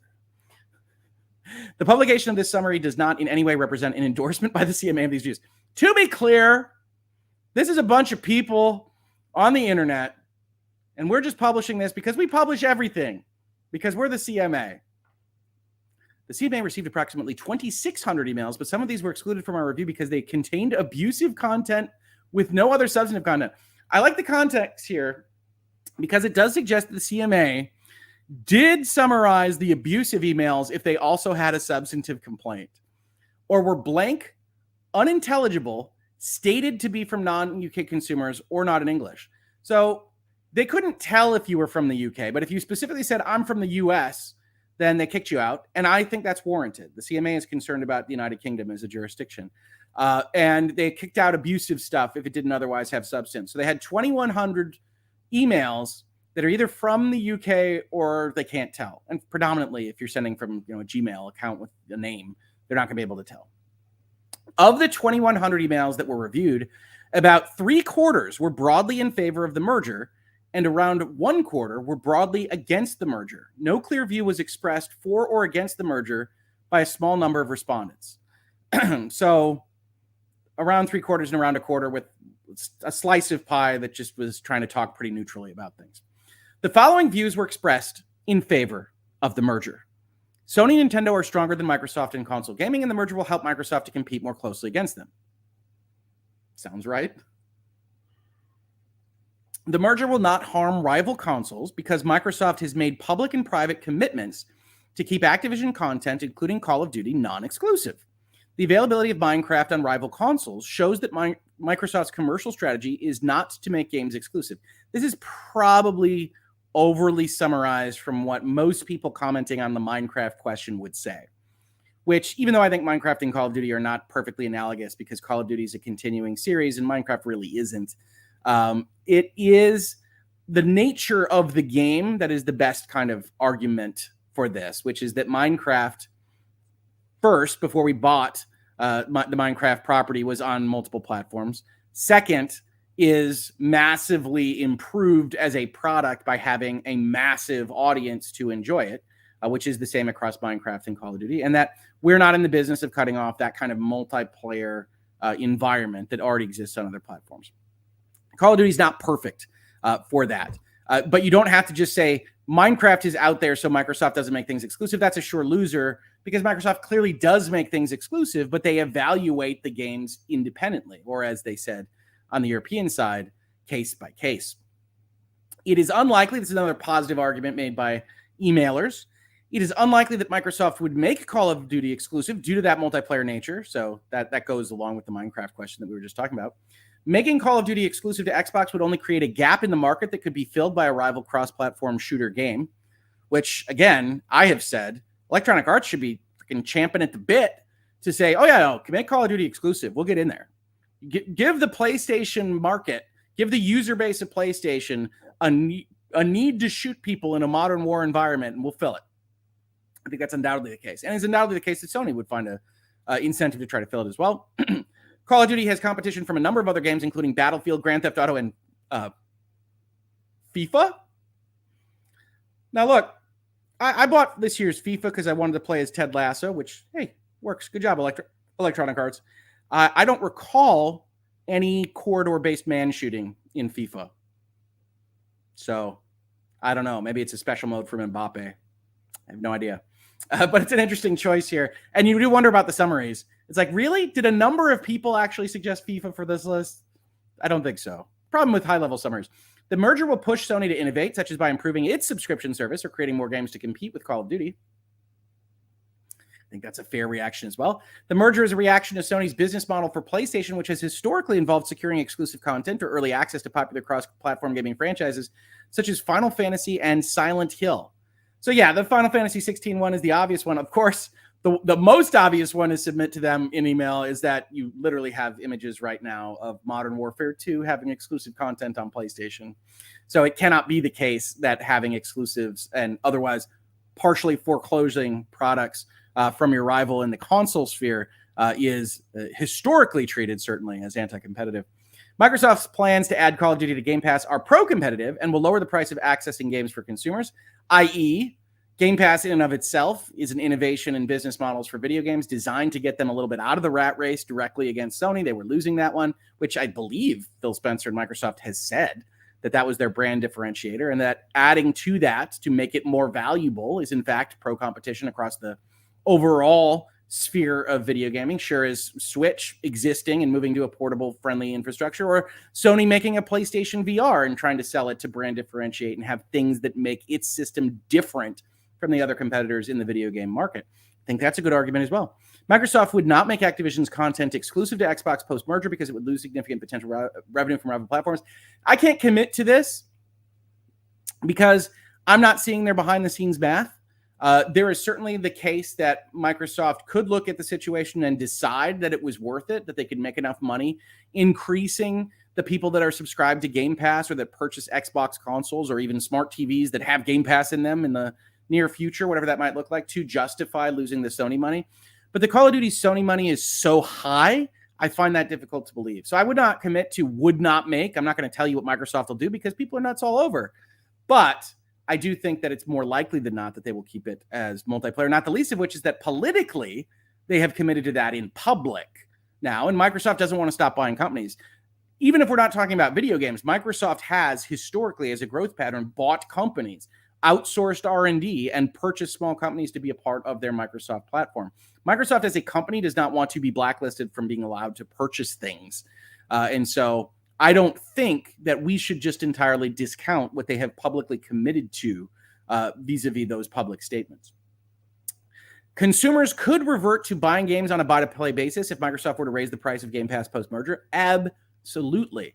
And you don't have to limit it to this, that the more important aspect of this particular argument is that buying games, which again is purchasing licenses, to games is a substitute for subscribing to games. And to the extent that it is, you cannot separate those markets. And when you can't separate those markets, well, you're forced to argue that there's a monopoly or substantial lessening of competition proposition in the same unfortunate way as those poor plaintiffs in that California lawsuit we just finished summarizing. And if you find yourself trying to defend that Microsoft times Activision is going to monopolize the entire video game publishing, distribution, or development industry, well, you got a loser on your hands. The merger will lead to more funding and higher quality games in the industry. I would love to see the argument there. The broad ephemeral argument is it'll lead to more competition. It'll have more people invested in trying to get there. We should be encouraging Microsoft to spend its money on video games. If we care about video games, we want more people to be investing in those processes. We don't want Sony sitting on its laurels, as a for instance. But it's not obvious just from this sentence.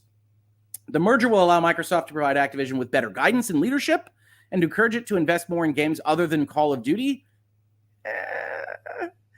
At that point, I think you're hypothesizing just as badly as the FTC or the CMA or the European Union potentially. So I don't know that you can actually say that. This one is the one that says we'd prefer Activision to be under new management. That's not really the ambit of the antitrust law. So just as I'm going to tell you that the labor argument is bad on the plaintiff side, I know people can think this on a kind of non-legal public policy facing argument. And I think that's fine. It really isn't what I would want the CMA to be focused on. We don't want the regulators to be in the business of deciding which management is good or not. It's really not their purview. The merger is pro-competitive in the mobile segment because it will create new options for mobile gamers and allow Microsoft to compete against Google and Apple, which are two dominant mobile platforms. This is absolutely correct. It doesn't really matter to the CMA. They haven't brought up a mobile complaint. But it is a mitigating circumstance, right? Insofar as you're supposed to evaluate these and say, all right, it's anti-competitive, but what are the pro-competitive justifications? We talked about this on the FTC side because they go through their mitigation section and say there's no pro-competitive justification for the deal. And that's patently absurd. Microsoft doesn't have a presence right now in mobile. Microsoft has said they've publicly committed to fighting Google and Apple, which are pretty much persona non grata at the congressional and political levels in the United States and other jurisdictions, through the use of this acquisition. And by getting this acquisition put together, they were going to try to fight these platforms. You don't have to believe them. You can advocate for Microsoft here. I can't make promises on that. It's an argument that makes sense. They have publicly committed to it. It should not be just discounted by these regulators. But I don't know what's going to happen on that score. The merger will not create competition concerns in cloud gaming services because there are other potential competitors such as Netflix. Again, to me, the right argument here is that cloud gaming is A, not a substitute, and B, is not even a nascent industry or competitor. It's a nascent market. It doesn't even necessarily exist yet, and we've already seen failures across the board. So it's really not something regulators should be getting their nose in. Some industry participants have said they are not opposed to the merger. Now, is this the industry participants themselves? Probably not. They've itemized market participant statements that I'll probably go over at some point in the future. This is seemingly members of the public telling the CMA that some industry participants aren't against the merger. That doesn't really swing one way or the other, right? I can't tell you Sony shouldn't have this sway to decide what competition is and isn't. Neither should people that are okay with the merger. That's not a non-starter to me. The following views were expressed against merger. Let's see how much they added these up. So this goes to K. They went to N on the ones that were for, and they said it was 75% or around there were on the for side. What did the quarter that are against it say? The following views were expressed against the merger. Microsoft is already dominant in PC operating systems, and this merger is an attempt to gain a similar position in gaming. Okay, there's nothing wrong with dominance, folks. Again, there's nothing wrong with going and taking a higher market share if you are competing with the people that have the market share. If you go and create a better product or you sell it at a lower price, et cetera, generally speaking, that's okay. Yes, you can get into the behind the scenes and the financial side. You can say, well, if Microsoft had financials that they gave to you and it showed that they were subsidizing it massively and they were basically using their other tendrils to make a non-workable economic condition work so that they could axe out other competition and presumably raise prices after the fact, you can have that conversation. There is no indication that anything like that is happening. And so Microsoft has a dominant position in PC operating systems primarily because they have serviced the market. We're not against that. Most antitrust regulators aren't against that. We want the actual competition to result in somebody winning potentially and providing a better service at potentially a lower price. Microsoft has the resources to create an offering that competes with PlayStation exclusives without acquiring Activision. So this is the winners and losers stuff. This is the FTC's incipient competition.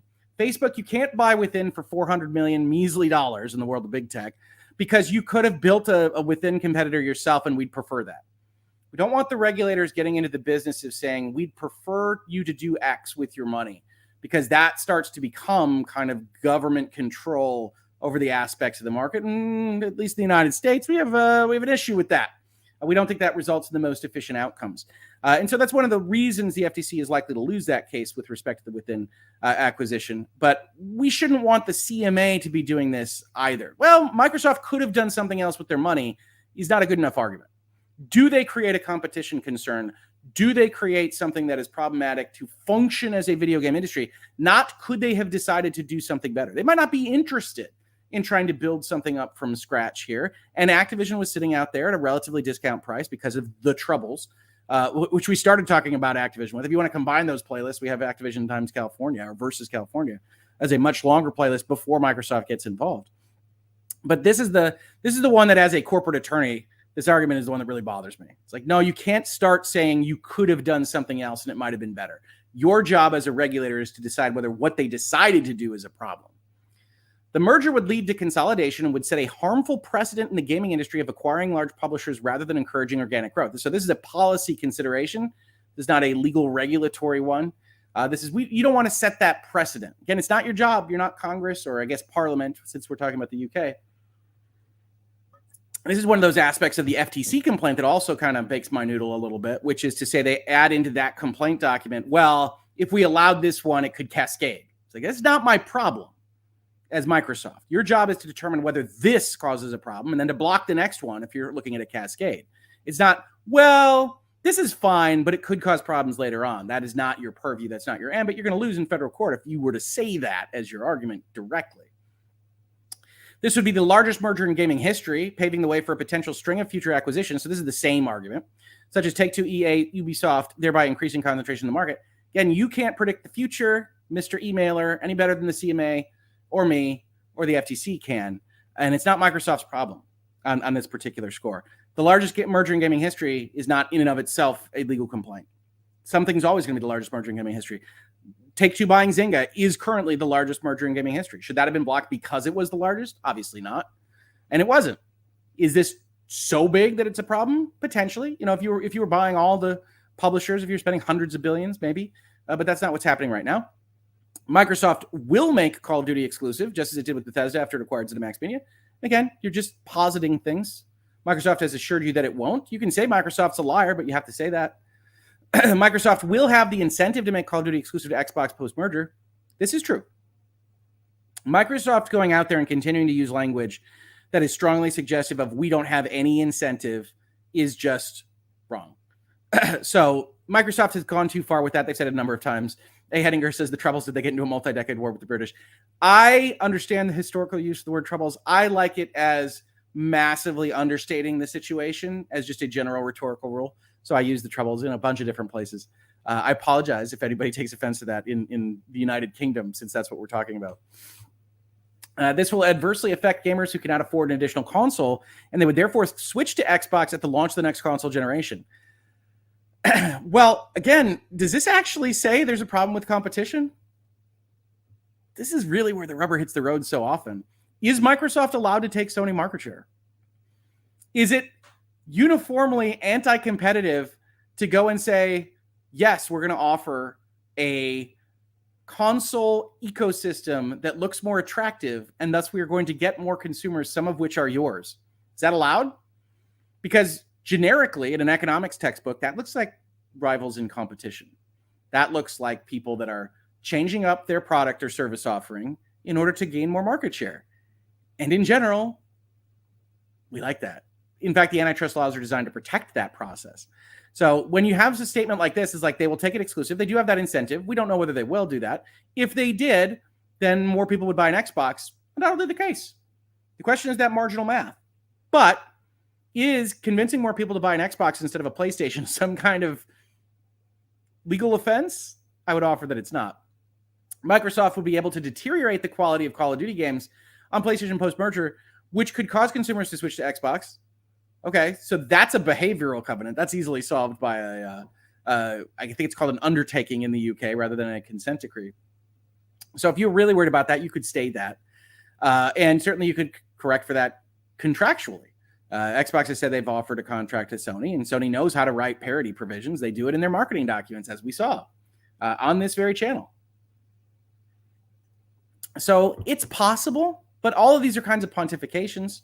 Microsoft can capture the multi-game subscription market after the merger because it can afford to add games to Game Pass at a loss. Okay, so this is guessing.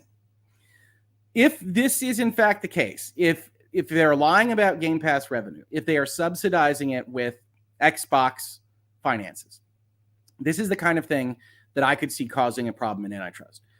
Even though we've gone through now multiple investigations at multiple bodies, we don't see anybody making this claim. So I don't think this is actually a legitimate concern. But I can certainly kind of agree that if it is in fact the case that Microsoft is doing what we might call predatory pricing with Game Pass in order to eliminate competitors, that's the kind of thing that can get you in trouble.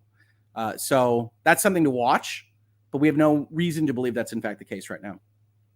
Microsoft is already dominant in cloud gaming, and the merger could affect the future of new entrants into that space. Are they? Does cloud gaming exist? What did you pay for Microsoft cloud gaming? They can't possibly be dominant. Cloud gaming doesn't exist as a functional, competitive, economic marketplace right now. If you want to project out, as the CMA has suggested they might, and as the FTC has, you can project out, but we have to be honest with each other on this. We don't actually know. And my argument and traditional antitrust argument is you don't stick your nose in and wreck markets that we don't even know exist or work yet because we don't know what we don't know. The merger will raise barriers to entry for smaller studios and independent developers. And I think fundamentally this is the argument that if Game Pass gets too big, Microsoft is going to wind up picking winners and losers in that environment because you're going to have access to Game Pass to succeed. I simply don't think that'll be the case. But at least it's a viable, kind of understandable rhetorical argument. The merger will lead to an increase in bargaining power in relation to game publishers. Maybe, but you have to show that that's anti-competitive. You have to show that that's not something that can be warranted. PlayStation right now has an increased bargaining power in relation to game publishers because they have a bigger install base. That is what they fought through for now a number of generations. Xbox 360 did better than the PlayStation 3. PlayStation 4 did better than the Xbox One. They're closer to tied on PlayStation 5 and Xbox Series X. But we don't know exactly how this generation is going to shake out, and they're constantly fighting for bargaining power with publishers through user base. So this doesn't change anything to my eyes. It certainly doesn't foreclose competition on the whole, which is what we talk about on the European side, generally speaking. Okay, that's the whole document. I think, honestly, the most pertinent part is that 3/4 said yay, 1/4 said nay. These arguments in favor are pretty good. The arguments against are somewhat a little bit specious in places, some that could be legitimate, but we don't really have any proof of the underlying circumstances that would cause them to be concerns. And so the CMA published this. I don't think any single bit of it is going to change their minds on basically anything. So that's kind of the status here. We're going to do a quick wrap up here of this document. We're at 2 hours and 15 minutes, so I appreciate y'all hanging out with me in this virtual Legality Live. As I said, if you want to hit like, that's great. We're going to have a stream later today at 7 p.m. to talk about me and my brother, the game developers, favorite games of the year. So please add that to your watch list. We'll cover some super chats here. If you want to get in any questions about anything Microsoft related, let me know, either with a super chat or capital question or at Hoeg Law or anything else. We'll wrap that up and then we'll send you on your way. Darian Britton, didn't Xbox allow Fallout 76, Elder Scrolls Online, Deathloop, Ghostwire Tokyo to stay on PlayStation 5, thus not making all ZeniMax content exclusive? I don't think that the summary here is being terribly precise about what the complaints are. It is certainly the case that Microsoft abided by the contracts that ZeniMax had made for Ghostwire and Deathloop. And that's why they got a year of exclusivity on the PlayStation for both of those titles. And that the games that were already on that platform were not removed. So we can expect that Microsoft won't remove things that are already available on the competing platform. Where the question comes in is new stuff. And this new stuff also applies to Call of Duty, right? We can expect Warzone will stay on PlayStation. The question becomes the next Call of Duty, the next Modern Warfare, the next, probably not the next Vanguard, the next Black Ops, whatever it might be from the Activision studios. What will happen to them? Because it's not quite the same situation as Minecraft, which is a single game, even though they're bringing over Dungeons and Legends. Did I get that right? I don't play the Minecraft games very often. And so I think there is a legitimate conversation to be had there, but I don't think that the FTC, even though they said this in their complaint document, or the CMA, if it were to come to it, have any leg to stand on to suggest that Microsoft has violated its contractual commitments. I have not seen them do that once, and it is certainly the case that putting Deathloop as an exclusive to the PlayStation when it was winning all those awards and getting those high ratings, which I don't think were warranted, but I'm just one person, didn't maximize the value of that brand or that title for Xbox. That abiding by that contract might have been economically beneficial to just breach and just terminate. And Microsoft decided not to do that because they wanted to be seen as following the terms of the contracts that they had bought into. Trisha Lynn, thank you so much for gifting 5 Hoeg Law memberships. I really appreciate that. And I hope if you did get gifted a membership, you have a good time here. Love to have members, love to have the emojis, seeing all that stuff in Hangouts and headlines in the mornings and virtual legality separately. So I really appreciate you gifting those. Trisha Lynn, thank you so much. So yeah, I do think Microsoft has a good defense for our word is trustworthy right now on these contracts. And if we were to sign a contract with Nintendo, or we were to sign a contract with Sony, those would be useful. And I still think that the quote that Gabe Newell of Valve gave on essentially Microsoft is trustworthy on this stuff, we don't need to sign a contract because they have never broken their word on these things, is important when we talk about these issues with respect to whether Microsoft can be trusted. I think the FTC goes too far by suggesting that they can just discount everything Microsoft has ever said. It almost sounds like they just don't trust corporations at all, which is fine if you're on MSNBC or if you're on Fox News and you want to just talk as a talking head. It's less fine if you're a regulatory agency in charge of policing corporations, because that suggests bias at its core to me, right? If you're just going to suggest that any major tech corporation just simply cannot be trusted, it's going to be a problem when I'm interpreting the steps that you've chosen to take. And I'm rapidly getting to a place there where the current Federal Trade Commission is itself perhaps not entirely trustworthy for being a neutral arbiter on these things. We'll see if I get there. Enu Baton with a super chat says, why do companies not do what happened back in the day with ghouls and ghosts and goblins? Change the IP? Well, you don't need to do it. You're buying the IP. You want the Call of Duty trademark. You want the Call of Duty brand name. It is of less value to you to change it to Duty of Call, right? So they want to have the rights to have this thing. And there's no reason they shouldn't have it if they're allowed to purchase this company. So I think it's a different question. You can get into these other circumstances where you have ownership fights and naming conventions and things like that. But it seems like it's a different question. All right, folks. The voice mostly made it. We had a couple of pauses there early on.